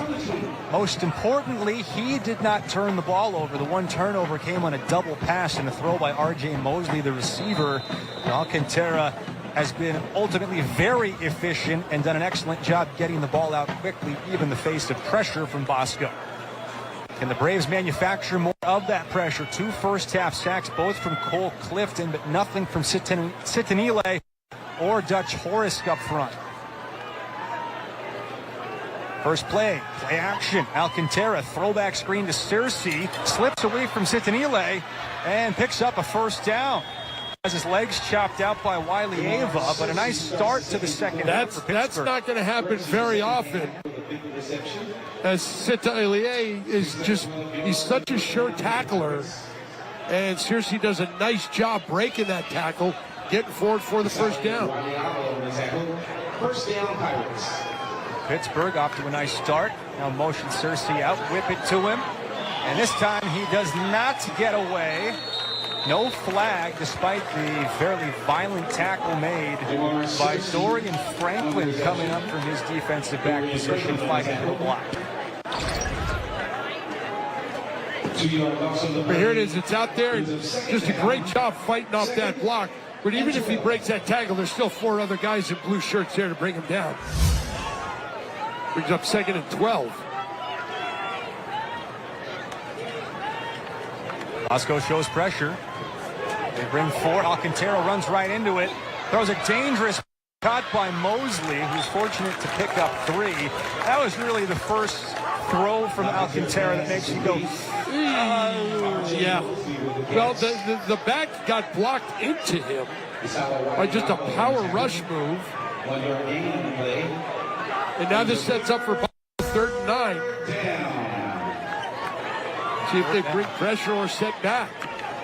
Bosco's brought pressure on 3rd down consistently tonight, but Alcantara has burned them a couple times. They bring 4. Alcantara, free rusher on the tunnel screen. Mosley had to go adjust to the ball, and he has nowhere to go as Justin Coach makes the tackle after a pickup of 1. Well, that's the pressure that forced Alcantara back.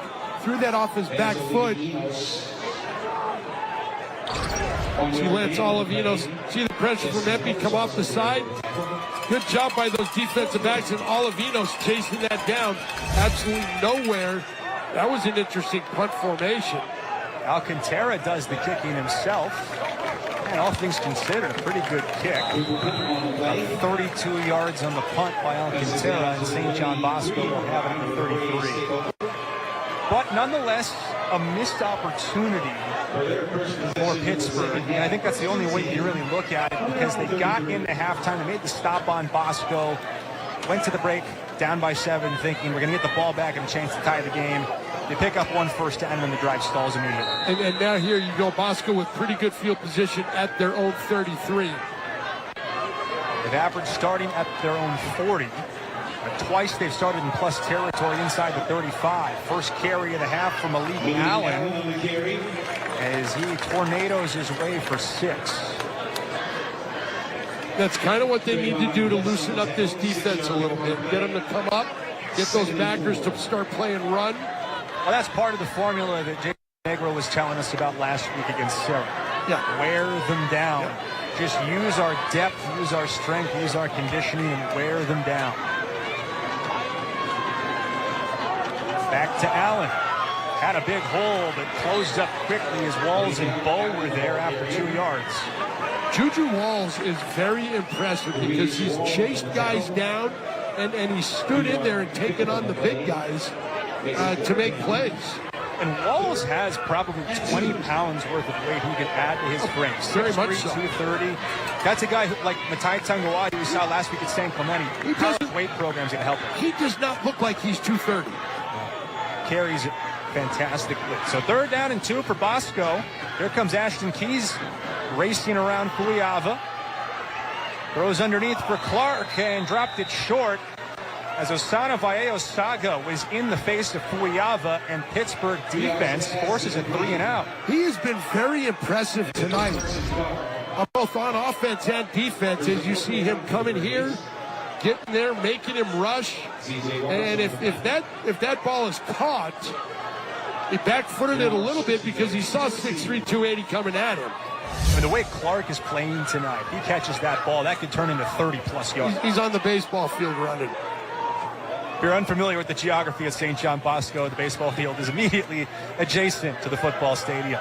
Punt from Wallace, a little bit shorter this time, but takes a nice dead hop and is down to the 31, where Pittsburgh will resume their work on offense after a short possession in which they picked up a 1st down and then went 3 straight plays and out. So based on what we saw in their first possession of the second half, what can Pittsburgh do differently here, Tony? You got to get Searcy the ball somehow. You got to get Bo the ball somehow. Or, you just get Mosley involved. But I think what you've got to do, 8.5 left in the 3rd. You've got tons of time left. Searcy's your guy. Searcy 64 yards rushing, 31 yards receiving. You can't do that. Pittsburgh with 41st half penalty yards will back themselves in the 1st and 15. Leonardo Moran, 5'10", 180-pound junior, going up against Zetanieli at 6'5", 2.25. See the penalties. Same yardage as Bosco's had a couple of personal fouls, but Pittsburgh has had more in quantity. You could argue that the timing of those penalties has been more damaging. Searcy runs right around Horace, tries to leap his way to the edge, but has his legs cut out by Dylan Davis. They'll give him 3 yards. Davis, another one of that youth movement. You look at this secondary, out of the 6 guys that play, Holland, the junior, Wiley Ava, sophomore, Schaefer, sophomore, Davis, sophomore, Nash, freshman, Holmes is the only senior. And this team only has 21 seniors on it. It's incredible. Yeah, the youth. You look at the players they lost from last year's secondary. Frankie Edwards, Weber State, Tamal Johnson, Idaho. Tay Lockett, who moved to San Diego. He's committed to Arkansas. Peyton Woodyard, now at Oregon. That was a fumble, and it's picked up very smartly by Searcy as they'll still lose 2 yards. Viliama Asa at Notre Dame. Marcellus Williams at USC. Yep. Jordan Lockhart, Texas A&M. Right now they have 34 players on the roster with college offers. Only a small handful are committed. That's just because they're so young. They're so young. I mean, I haven't even finished the semester of high school yet, and I've got offers.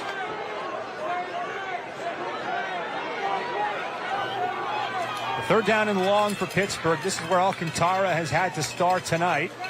4-man rush, flush from the pocket. Wants to let it rip again for Ward. And the freshman's going to draw the pass interference. That was the senior Holmes in coverage, and the freshman Ward got underneath him. And credit to Alcantara. Yeah. That was the one play he had and took it, made it happen. And I think for Holmes, he just climbed over his back.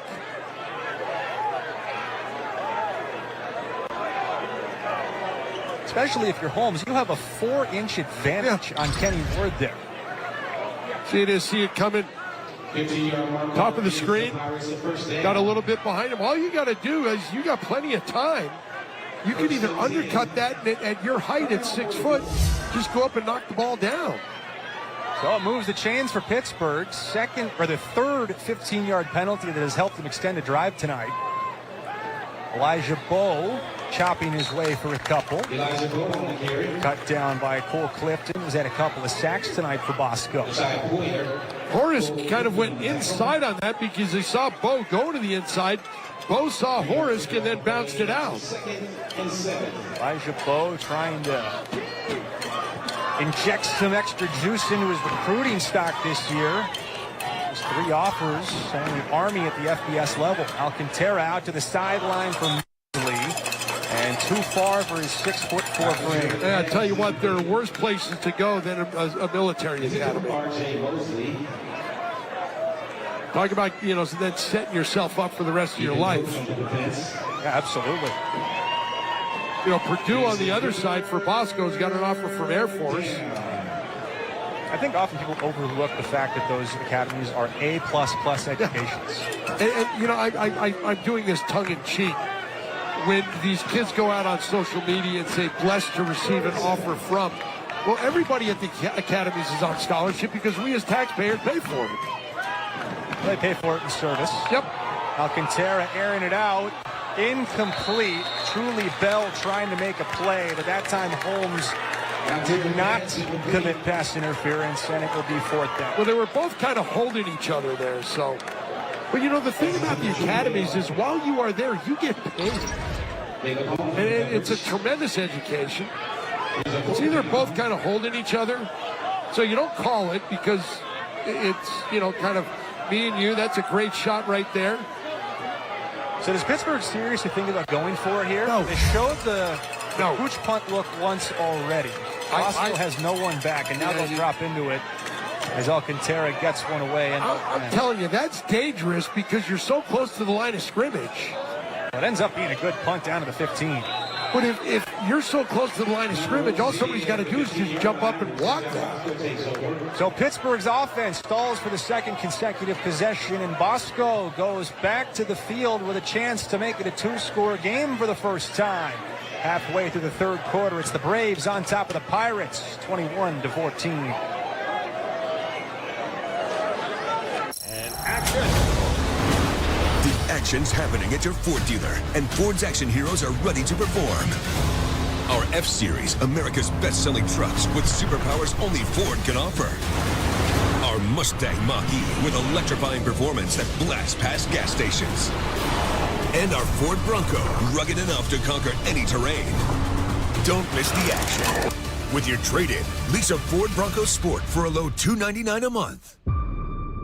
I have, over my 30 years, seen many patients who have excessive sweating. It is very much a confidence killer. Excessive sweating is not something you have to live with. I recommend Carpe for my patients. Carpe is by far the most effective antiperspirant I've ever used. I love Carpe. Now I don't sweat. Effective and affordable. It's a game changer. Choose a solution that stops the odor and the sweat while being gentle on skin. Get customized sweat care that works with limited time free shipping at mycarpe.com.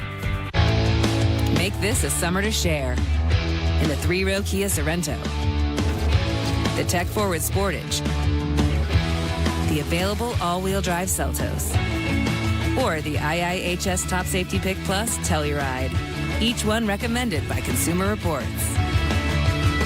This summer, visit your local Kia dealer.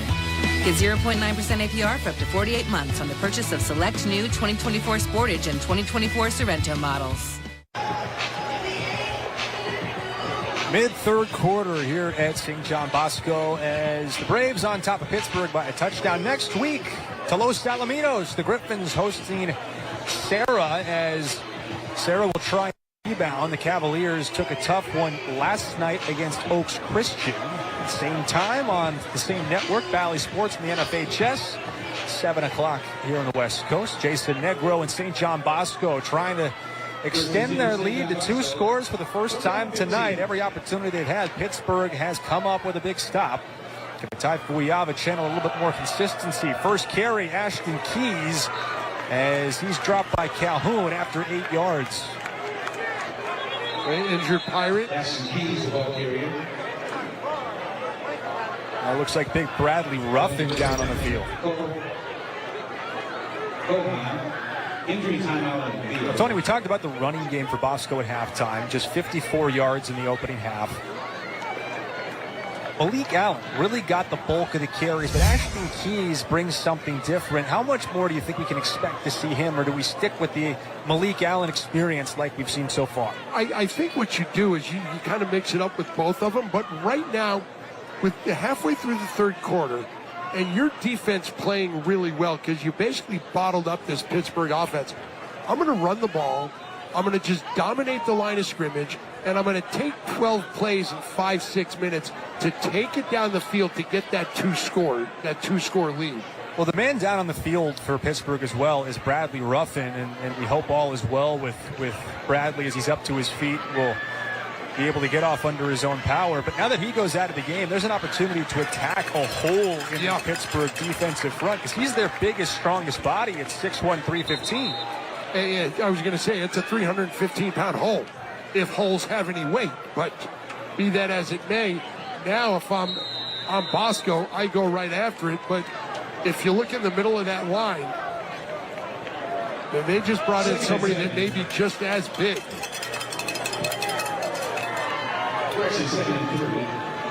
Second down and 3. Fuyava spins it out and completes to Odom for his first catch of the night, backpedaling his way across the 35, picking up 14 yards. Well, Fuyava rolls, looks, nice throw, kind of double covered, but takes his time to make sure that he can get it out to his guys. And I think we have a flag on the play. So, Tony, be quiet. There's a penalty. That would have been a big completion for Fuyava, who's missed on 3 in a row and 4 out of his last 5 dating to the first half. But it is wiped away. Bosco has to retreat. The hold,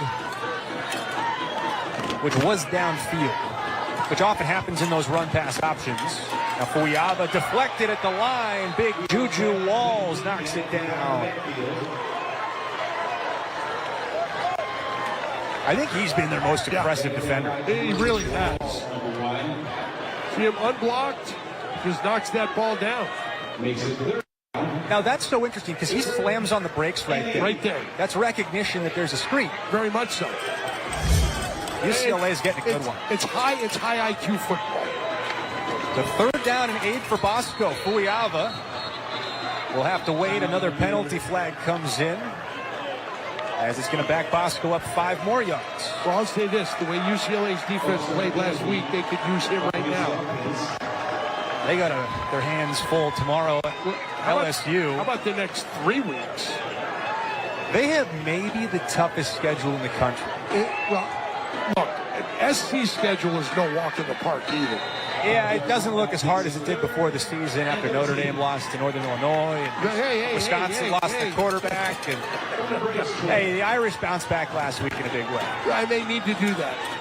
Anyway, back to this. 3rd and 13 after back-to-back penalties. Fuyava with time to throw in a clean pocket. How long can this Pittsburgh secondary hold up? Truly Bell swats it away. No flag, and 4th down. Well, you know, we said run the ball, but then when you get the penalties and you're behind the chains, you got to throw the ball. And there's a little bit of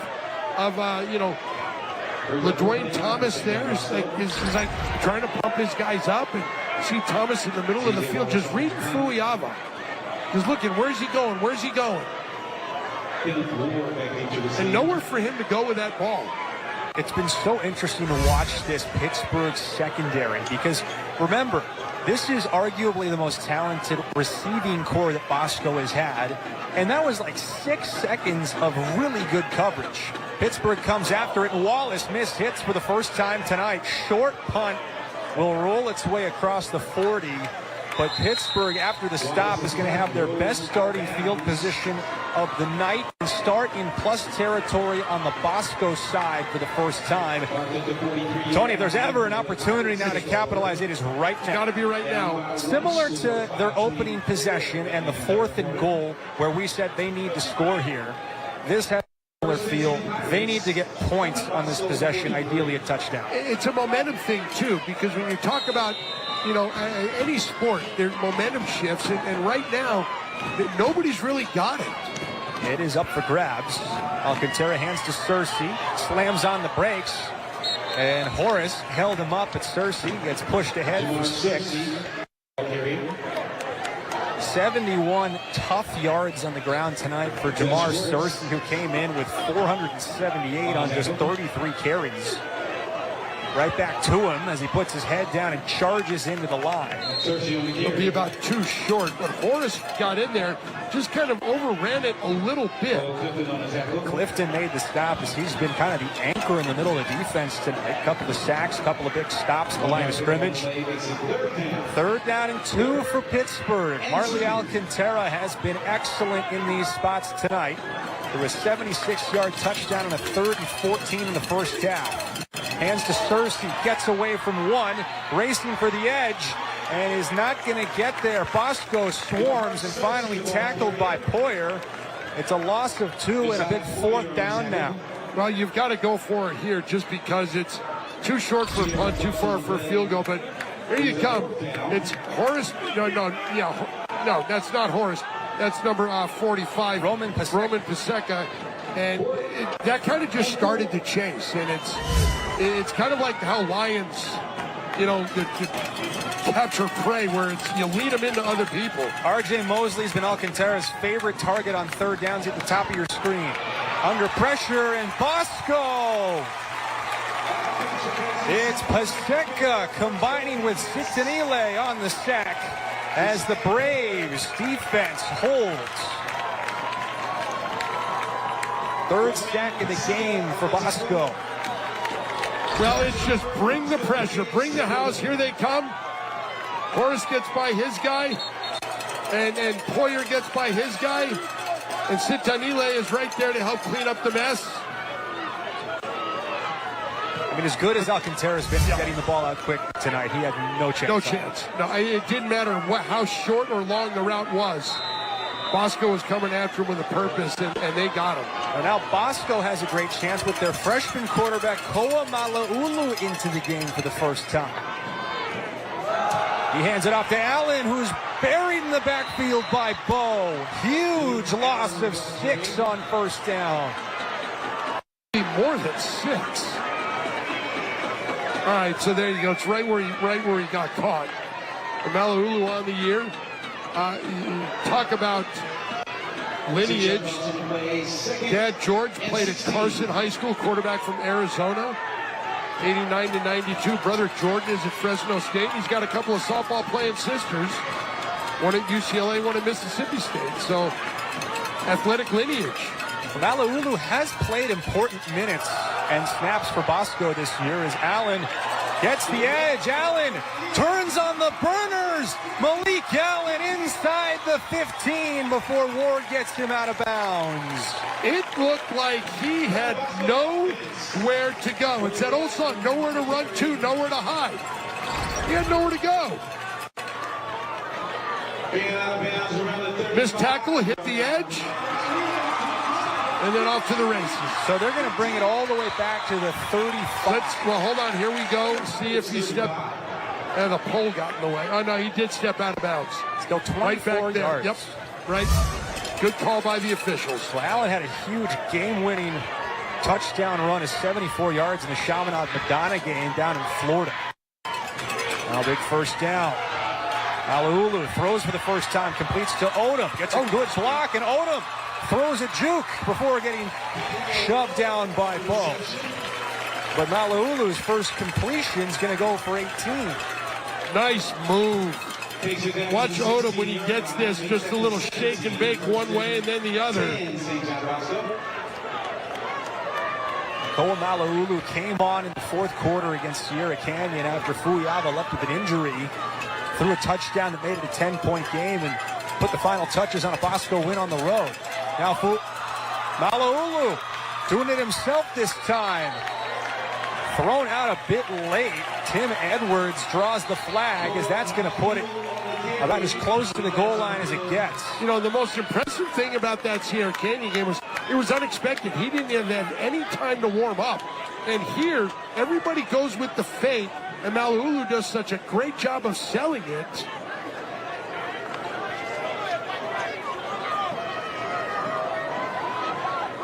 Personal foul late hit against Pittsburgh. Half the distance to the goal will put it at about the 3-yard line. The move, right? No, it was before that, but nice job. And then that's the personal foul. And then it's, no, I didn't mean to do that. Jason Negro raves about the composure of Mala'ulu. This is a spot where that needs to show up big. Rolling out into pressure to the corner and incomplete, looking for Madden Williams. He was there. Mala'ulu's pass is incomplete. He's in for person. And roughing down again, this time holding his leg, looking like it might be a cramp. Well, let's talk more about Mala'ulu. We were talking to Jason Negro before the game, and he told us, look, this kid is special because we haven't ever had a freshman quarterback get playing time at Bosco. DJ Uyunglele did not play as a freshman. Josh Rosen did not play as a freshman. Pierce Clarkson, no, none of them. Absolutely no one has done what Mala'ulu is set to do at Bosco. And now for the second time in 5 games, having an opportunity to get important snaps in a game that is far from decided. Very much so. And you look at it, hey, it's a 7-point game. We need this possession. We need this touchdown here because our defense has played well. And maybe they're just throwing a change up here, saying, hey, let's just get another look because guess what? Down the road, he may need to come in against a Trinity League team and play valuable minutes. Well, that was, of course, how last year's starter, Caleb Sanchez, was baptized in the major high school football. Pierce Clarkson got hurt against Mater Dei in 2022. Sanchez had to come on and play the second half of that game that Bosco lost 17-7. But Mala'ulu right now has the reins, and he has Bosco on the edge of the goal line with what's going to be second and goal at the 3. If you haven't been with us all night, it's been back and forth. Bosco took an early 7-0 lead. Pittsburgh marched the field in 12 plays, scoring on 4th and goal from the 1 to tie the game. The Braves immediately answered with a 79-yard tunnel screen touchdown from Carson Clark. A little bit later in the second quarter, a 76-yard touchdown pass on 3rd and 14 from Marley Alcantara to the freshman Kenny Ward tied the game again. And then Bosco finally took the lead at 21-14 on Malik Allen's 4-yard touchdown run following an interception on an ill-timed and ill-advised double pass trick play by the Pirates. We're scoreless, though, since halftime, and the Braves have a chance to change that here. Knocking on the doorstep of the end zone. And second and goal, and you think about it, do we just run Malik Allen behind the right side of that offensive line with Tavui at 300 pounds and that right tackle, and Pula at 350, so you got 650 pounds on that right side. Well, Allen is the running back.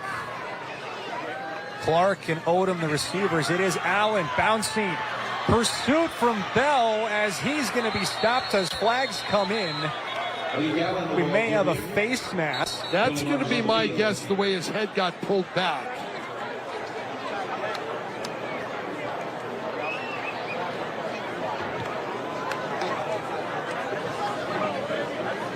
Bosco is backing up, however, as it seems they think it might be a hold. It is not. It is a face mask, as we thought initially. Second personal foul of this possession by Pittsburgh's defense, as that'll put them at the 1.5.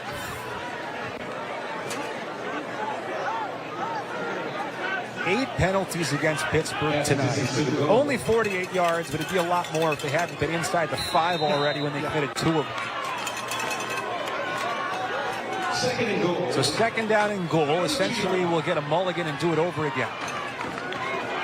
Yeah, penalty costs you 1.5 yards.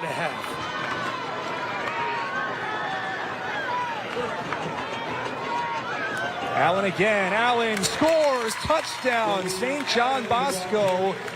As the freshman Koa Mala'ulu comes on in relief of Fuiava and leads a 53-yard touchdown march, capped by Allen's second score of the night.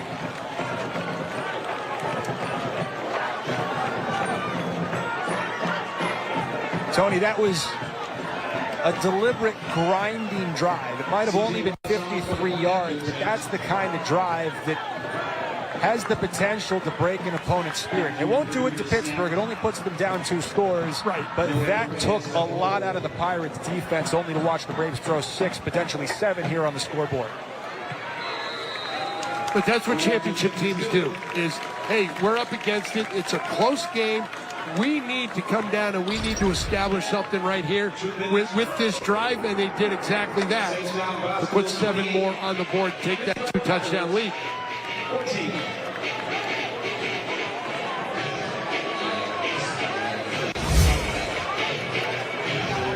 St. John Bosco, 6 plays, 53 yards, taking the first 2-score lead of this game. Have played from in front from the beginning. Pittsburgh has not led at any point, but the Pirates now will have their biggest test of resilience. There's Kenny Ward. He's kind of been their spark plug. When they've needed a big play, he's been the guy that they look to. Had the long touchdown catch, nearly had another long touchdown catch a little bit later. See if Wallace gives him a chance to return it. Kicked it into the end zone the last time. Well, he's got the leg to kick it into the end zone every time. Head to the University of Washington for Jed Fish and the Huskies. Good Southern California kicking lineage up there at UW. High kick will be short of the goal line. It'll be Makari Kenyon. An excellent coverage by St. John Bosco. Justin Coach makes the tackle. And rough starting field position for Pittsburgh. You see what's coming up for them. This is the kind of game that they look to one, see where they really are, and 2, teach them some lessons that will carry through those Los Gatos, Freedom, Heritage, Antioch. Those games that matter in their league, they're to decide whether or not they get a chance to go win a 4th straight NCS championship. That's why you play these games. Alcantara out to Searcy. Trying to find the corner and will not beat Poyer to the spot. Picks up 1. 3 straight possessions ending in punts. If you go back to the first half, they scored on 2 of their first 3 possessions and haven't scored in 6 straight.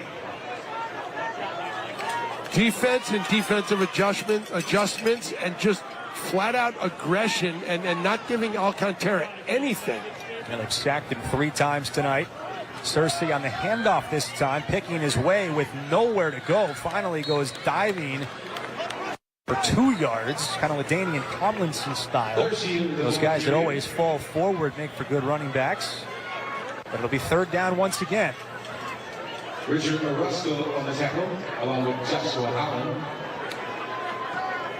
3-yard pickup on the play, 3rd and 5. 3rd down to Pittsburgh, absolutely must have.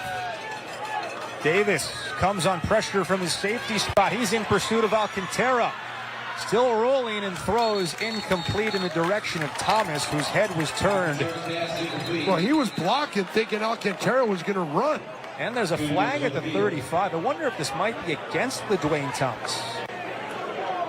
Well, maybe they get him for holding, which would be kind of weird. Keep an eye on number 6 down the right side. There was Davis in pursuit on the safety blitz. Thomas's head isn't even turned around looking for the ball. And it looks like he's holding, but I don't. So it is against St. John Bosco, it looks like. So they're going back to the line of scrimmage. They'll mark it off. They're putting the ball down, but it seems like they're just picking the flag up. So St. John Bosco declines the penalty, and it will be 4th down. Penalties declined. It was offensive pass interference, the official word, and now the punt team on for Pittsburgh.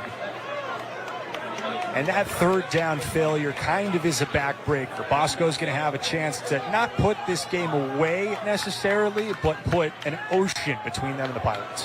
And it ain't a small ocean like the Atlantic. It's a big one like the Pacific. You could have...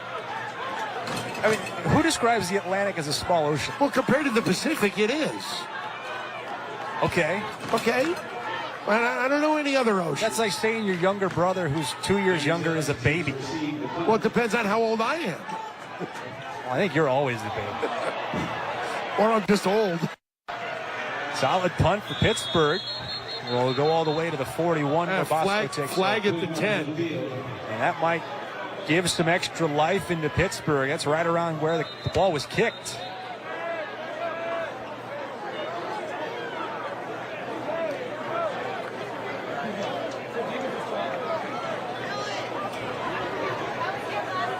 Well, let's see what we get.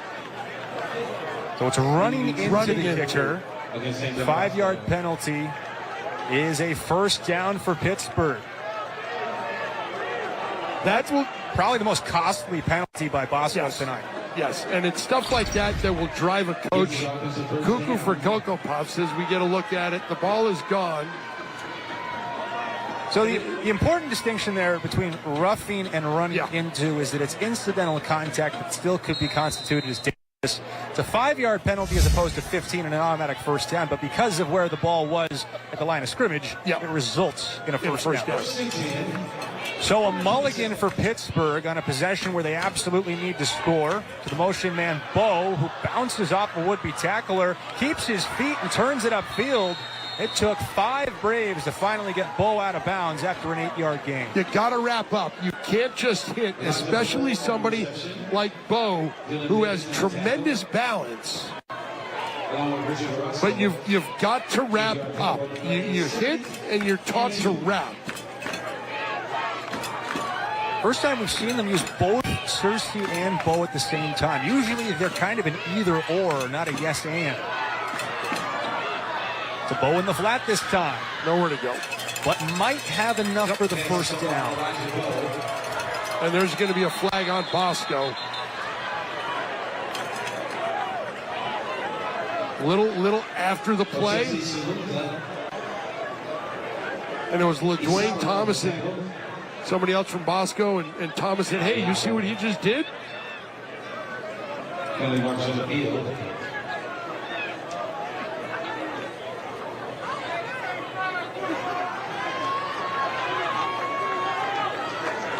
Dead ball, personal foul call against St. John Bosco. Yeah, right there, right in the head. Takes it across midfield. St. Bosco 47-yard line. 8 penalties for 90 yards against St. John Bosco today. Regardless of the outcome, there clearly will be a teaching subject for Jason Negro next week. And it might have to do with sneakers and bleachers. Running the steps. Maybe a road trip up to LA to visit USC and hop into the Coliseum. Well, they practiced at Stanford last weekend, as that will be the last play of the third quarter.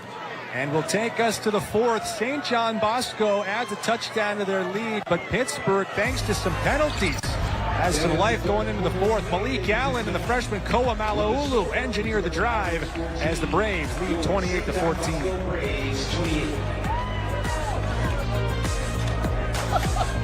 Ladies and gentlemen,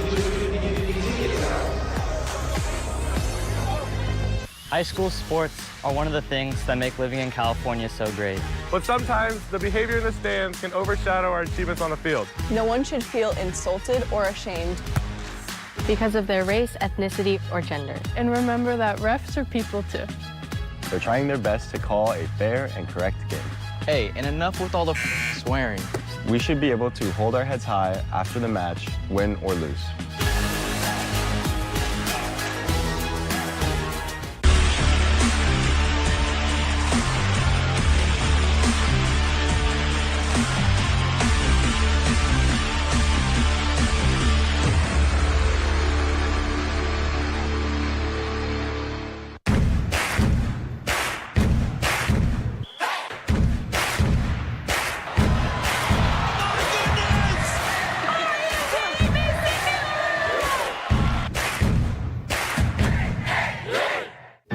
Challenges my clients face is buying and selling a home at the same time. That's why who you work with matters. With HomeLight, we're able to help our clients buy and sell at the same time. It's the most game-changing product in real estate today. You sure you're gonna be okay? I'll be fine. Bye.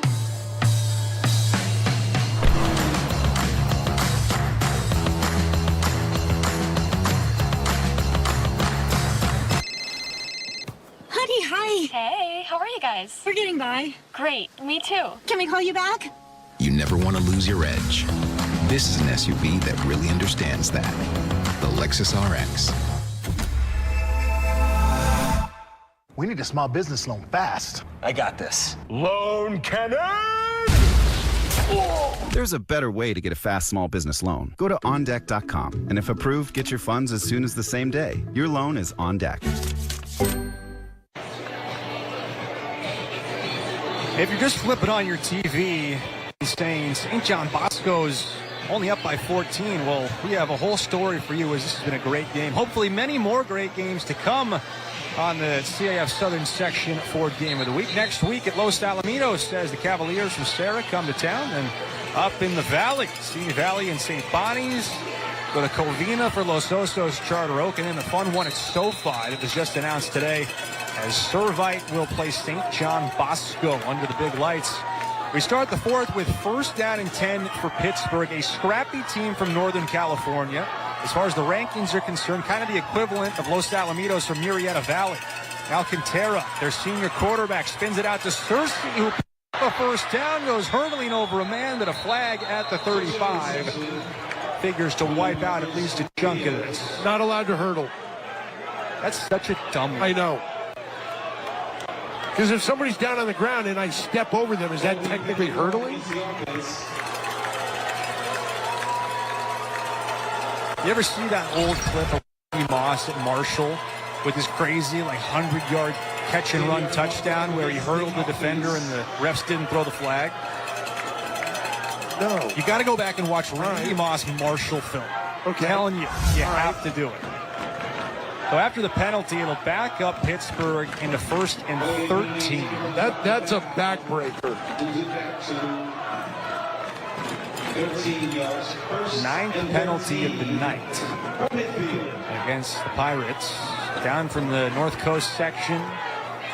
Were 3 points shy of making an appearance in a state championship bowl game last year. They won their first 13 before Folsom beat them 28-25. They consider themselves part of the Big Four up north. Themselves, Folsom, Sarah of San Mateo, and De La Salle. Alcantara flush from the pocket, gets away and has some room to run. Diving adeptly beneath Centinile. And it will set up a second down and about 7 after the gain of 6. Just smart play. Smart play, get some yards, get down, make it second and manageable. Alcantara, their 5'7" signal caller in his second year as the starter. You could not have more polar opposite quarterbacks leading your program. Jaden Rashada, the all-everything recruit, started at Arizona State, now at Georgia, versus Alcantara, highly under-recruited with no measurables and all the heart in the world. A couple more yards for Cersei will put him in 3rd and manageable. Well, this is tough because Alcantara they haven't thrown the ball really effectively in a while. As we take a look coming at you, nice cutback, but great job once again by Poyer to just stay home and be disciplined to make that tackle. Well, Tony, to your point about them having not thrown the ball well for a while, they had 164 passing yards in the first half. They have 21 since halftime. They have not attempted anything downfield. And that's because of the Bosco pressure. They bring an extra man. Alcantara completes to Mosley. He'll be short of the marker once again. Maybe a gain of 1 will put them in 4th down and 3. Yeah, that's tough. Good time. There's a long throw for 1 yard. How about this stat line from Mosley? 8 catches for 39 yards. Yeah. And you look at him, came in, 8 for 137 on the season. Last time they tried to go on 4th down, Alcantara was sacked, and it set up a Bosco touchdown. And the Braves jump as the penalty is going to give Pittsburgh a 1st down. And for the 3rd time on this possession, a penalty has extended it for the Pirates. And Dutch Horace comes over, and they're just yelling at him, Dutch, watch the ball.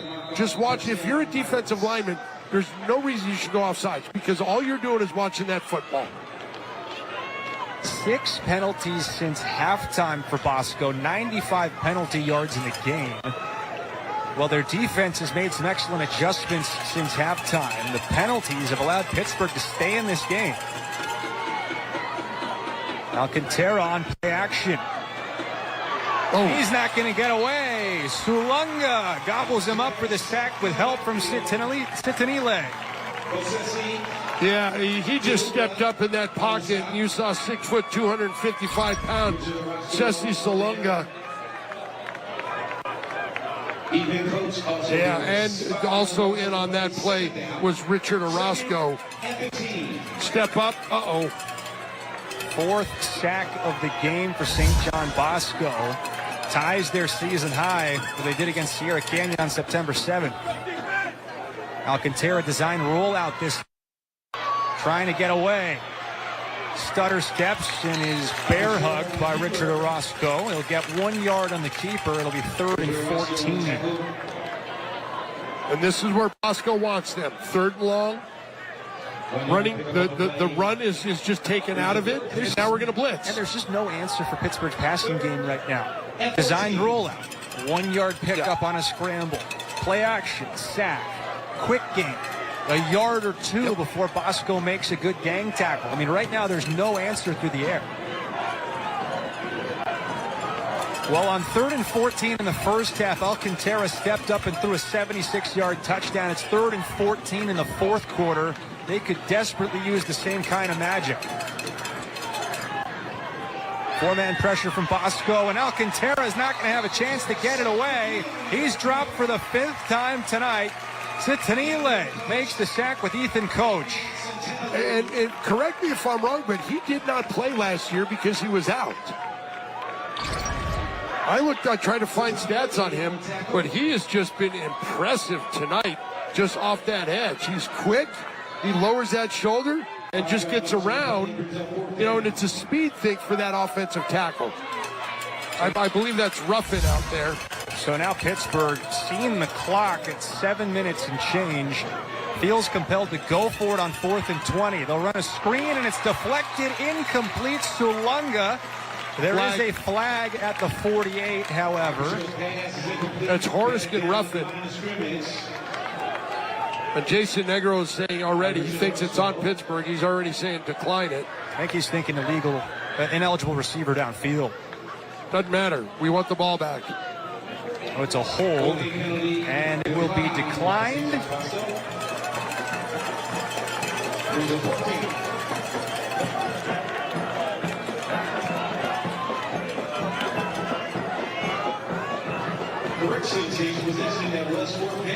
Since that 76-yard touchdown pass from Alcantara to Ward, this defense has really stiffened, and they put a lot of pressure on Alcantara. He's had nowhere to go with the football. I mean, to your point, since that touchdown, Bosco's defense has had an interception, forced 2 turnovers on downs, had the half end, and forced 3 punts.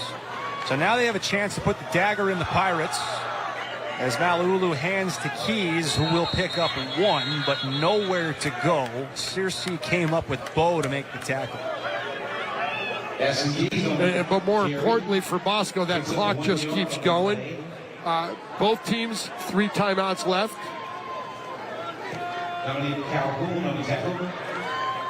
There's Keys, who's been quiet tonight. 5 carries for 25 yards. Came in their second leading rusher behind Malik Allen, who has had the lion's share of the work. 9 for 54.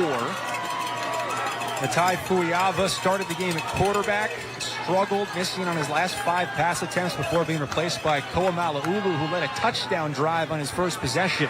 Now Mala'ulu, play action, throws complete to Odom at the 45. That's enough for a first down. Yeah, great job by getting out of the pocket. Seeing Odom on that deep out route, just fires it out there to him. He's got great position in front of the defensive back.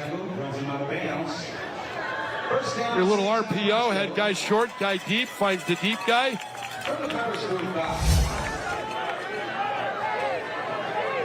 Jeremy Lenore checks in the game at running back. Split out wide for Bosco going empty. Odom has been Malulu's favorite target. He's connected with him twice. He's at the bottom of your screen, at the top of the stack formation. Now Lenore motions into the backfield. They fake it to it. Malulu, the freshman, cuts up field, picks up 10 more, and another first down. Freshman. Poised. Ice in his veins. Mature beyond his years. You ever say something and think to yourself, that feels like a typo that just came out of my mouth? Yeah. Saying freshman about a Bosco quarterback has that feel. The highest level of high school football. And you're out here and you're leading a top 5 national program against a pretty solid squad. And it's going to be preparation for when you get in the league. It's just a further illustration of the depth that Bosco has. Yes, they are young. Yes, they only have 21 seniors. But they go at least 2 deep at every position, including the most important one. A very important one.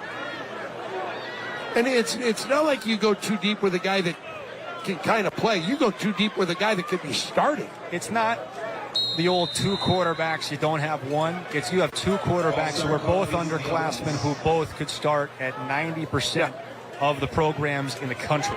Yeah. And if you're Malulu, look, you know, Fuiava's the senior, and you're getting valuable playing time. You got 2 years to run this ship on your own. Well, the way 7-on-7 works, there's nothing preventing these quarterbacks and receivers from picking up college interest before really having major playing time. Gets it out in the flat to Clark, who makes one man miss, but is not able to get away from the second as Walls all the way out there on the perimeter to make the tackle. And to your point, and we were talking about it before the game when we were on the field, that quarterback is one of those tough ones to rank guys because, yeah, you rank from 7-on-7, but that's not real football. That's like saying, you know, I'm going to draft a guy in baseball because he's graded over the line. You know, really good at fungo golf. Yeah, you know, there's no reading defenses. There's no blitz pickups. There's no protection changes. There's no, you know, this guy's walking up, that guy's walking off. And on 2nd and 14, quarterback keeper Malulu flag behind the plate. Bring it back as he takes a high hit from Etene Pritchard Jr., the senior on his way to San Diego State. Flags on the field. And Bosco is going to have to come back. Another penalty, the 11th against the Braves. 110 penalty yards. If you're St. John Bosco, provided you hang on to this 2-touchdown lead for the final 4 minutes, this is potentially the best case scenario. You get a win, you learn a lot about yourselves, and you have a lot of teaching points on where to improve in practice going forward. Correct. Because you don't want to go in and say, hey, we got nothing to work on. There's always something to work on.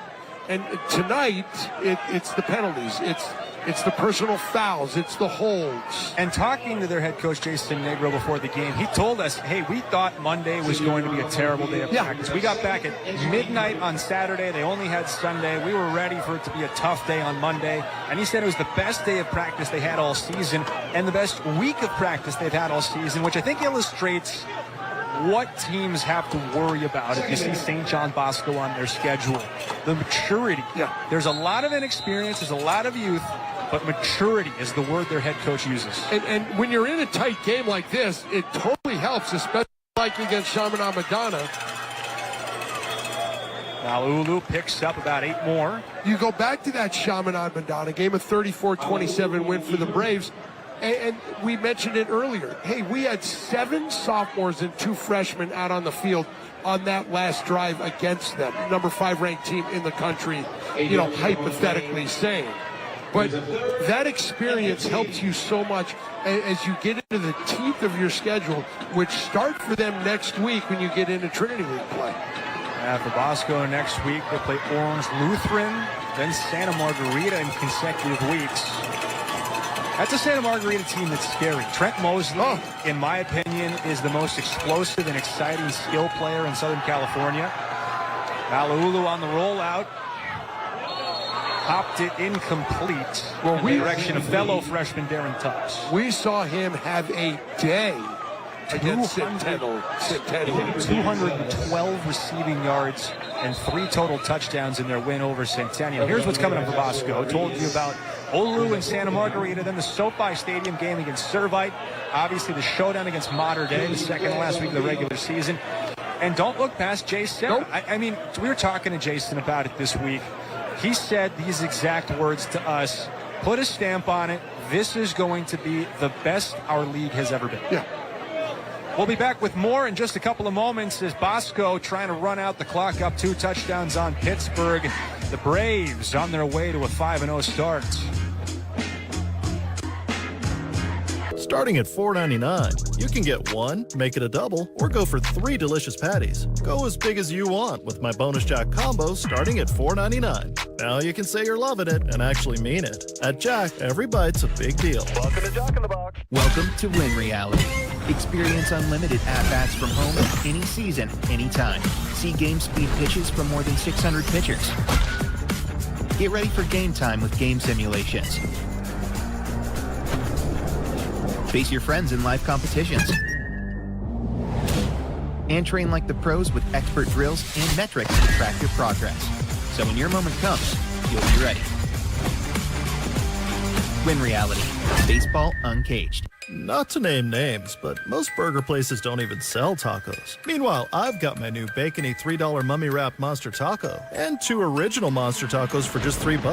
Take notes, Ronald. Oops, I named names. Welcome to Jack in the Box. And action! The action's happening at your Ford dealer, and Ford's action heroes are ready to perform.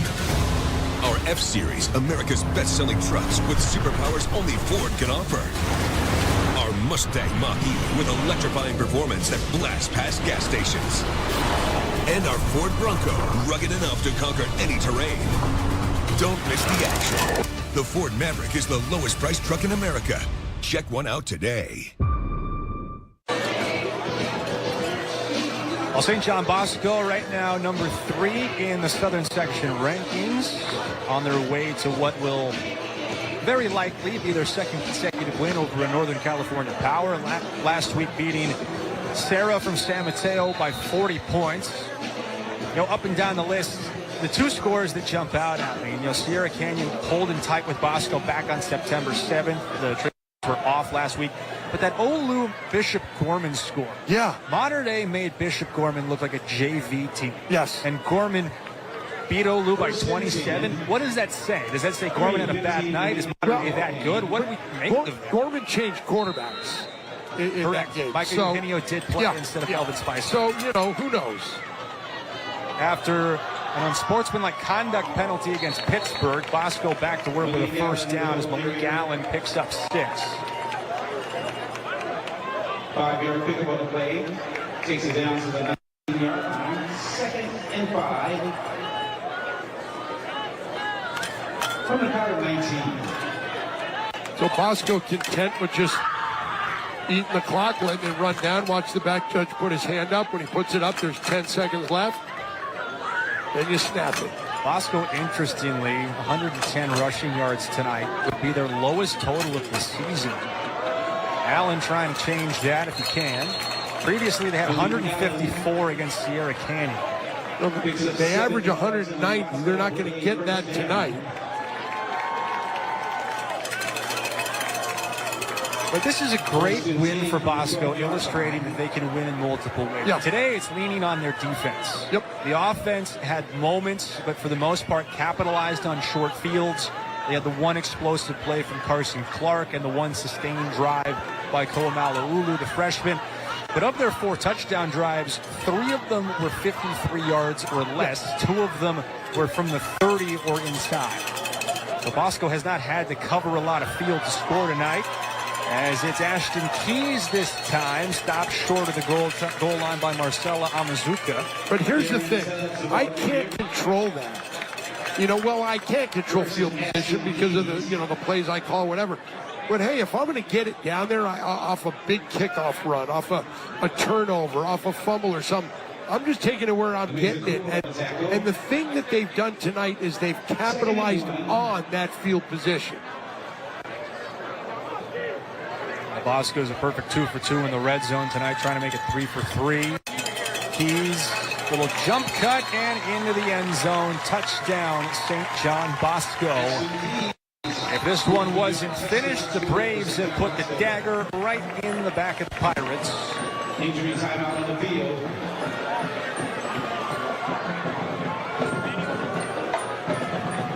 Injury timeout as Gabe Villalobos down on the turf.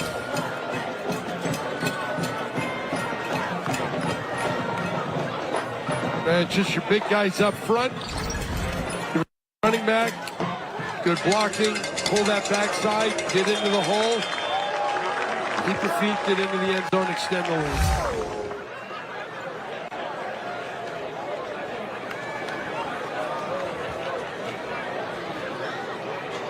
Villalobos still being worked on. Well, Tony, this one is going to come up with Bosco being the winners ultimately. Yep. It's Villalobos on his way to his feet. But that doesn't take away from a very good performance by a Pittsburgh team that we did not know what to make of. Yeah. Their expectations, I think, were up in the air. I think we've been wildly impressed by their resilience. And, I think this is probably in line with the state of Northern California football versus Southern California football. There's a massive gap between Mater Dei and St. John Bosco and the Northern California Big Four. But nonetheless, I think this Pittsburgh team, provided they stay healthy and remain committed through practice, is going to have a very real chance to be there in one of those state championship bowl games, as their head coach Charlie Ramirez told us this week. That's why we're playing this game, to get a taste of Southern California football and hopefully get it again later.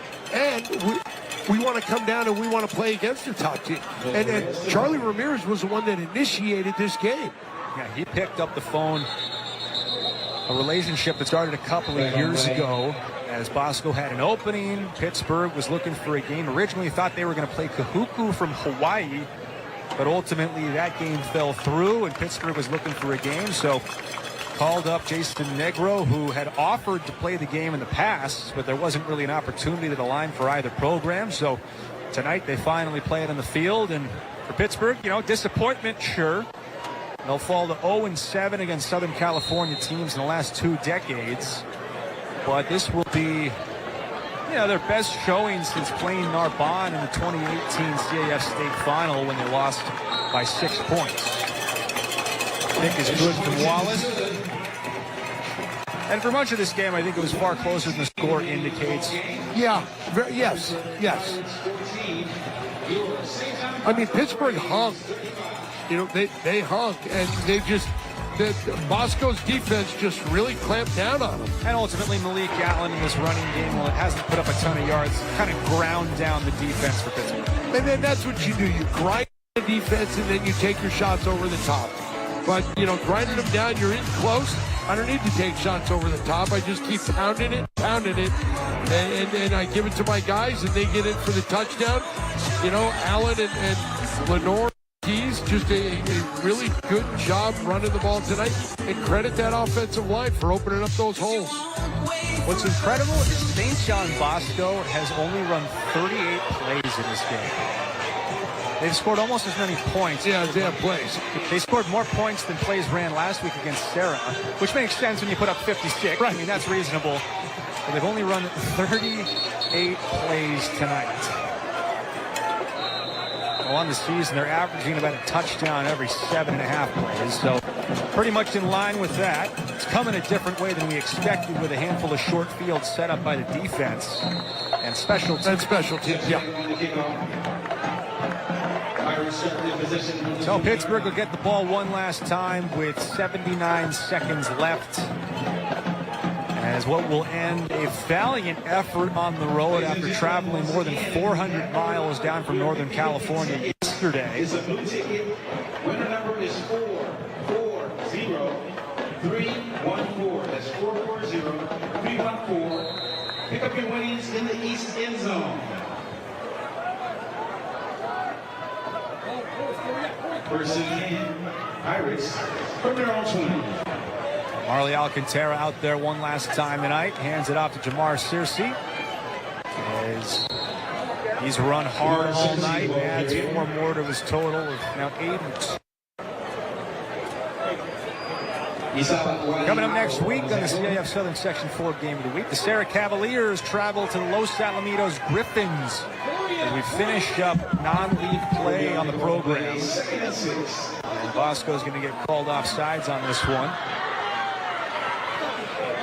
Well, there are some leagues that are already playing. So that is correct. Josh Rodriguez at the 35. You know, depending on the number of teams in your league dictates the number of non-league games. Jacob Holmes on the tackle, rising out of bounds. Irish picking up first down.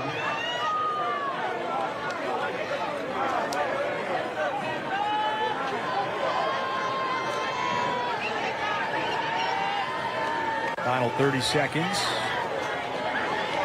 Quick hitter out to Mosley. As he adds a 9th catch to his resume tonight for 43 yards. Never seen a line like that. Yeah. Usually you get 9, 110, 120. That does put Alcantara over 200 yards tonight. So Pittsburgh is going to drop to 56-6 since 2017 when they throw for 200 yards or more. But Tony, we talked about it starting the second half. You erased to 30 points, and was there a pathway for Pittsburgh? Ultimately, the answer to that question was no, not tonight. Bosco's defense made too many good adjustments. Yeah.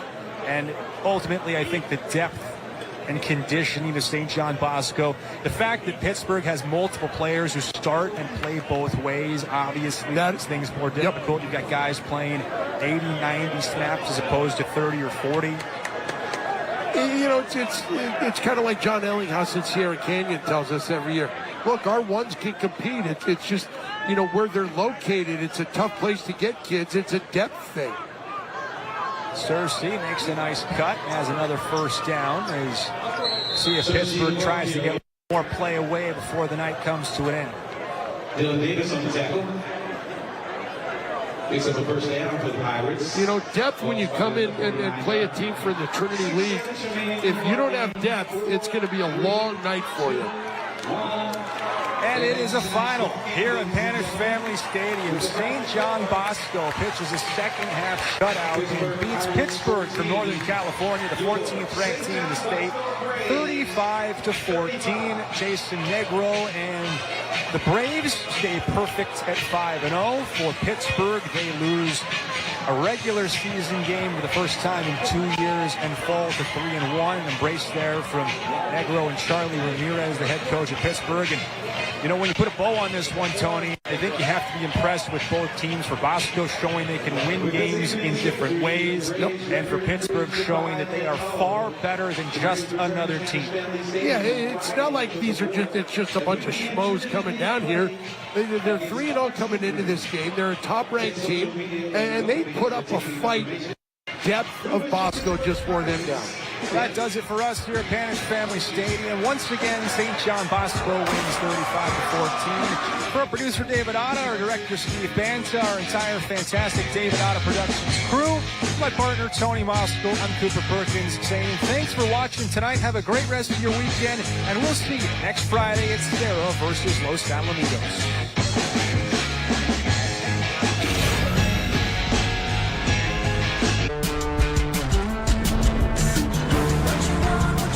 Driving the Nissan Rogue with Google built in is like... Hey, Google, turn on Rocky's food. It's like the ultimate connection. See why it's been awarded a Consumer Guide Best Buy and recommended by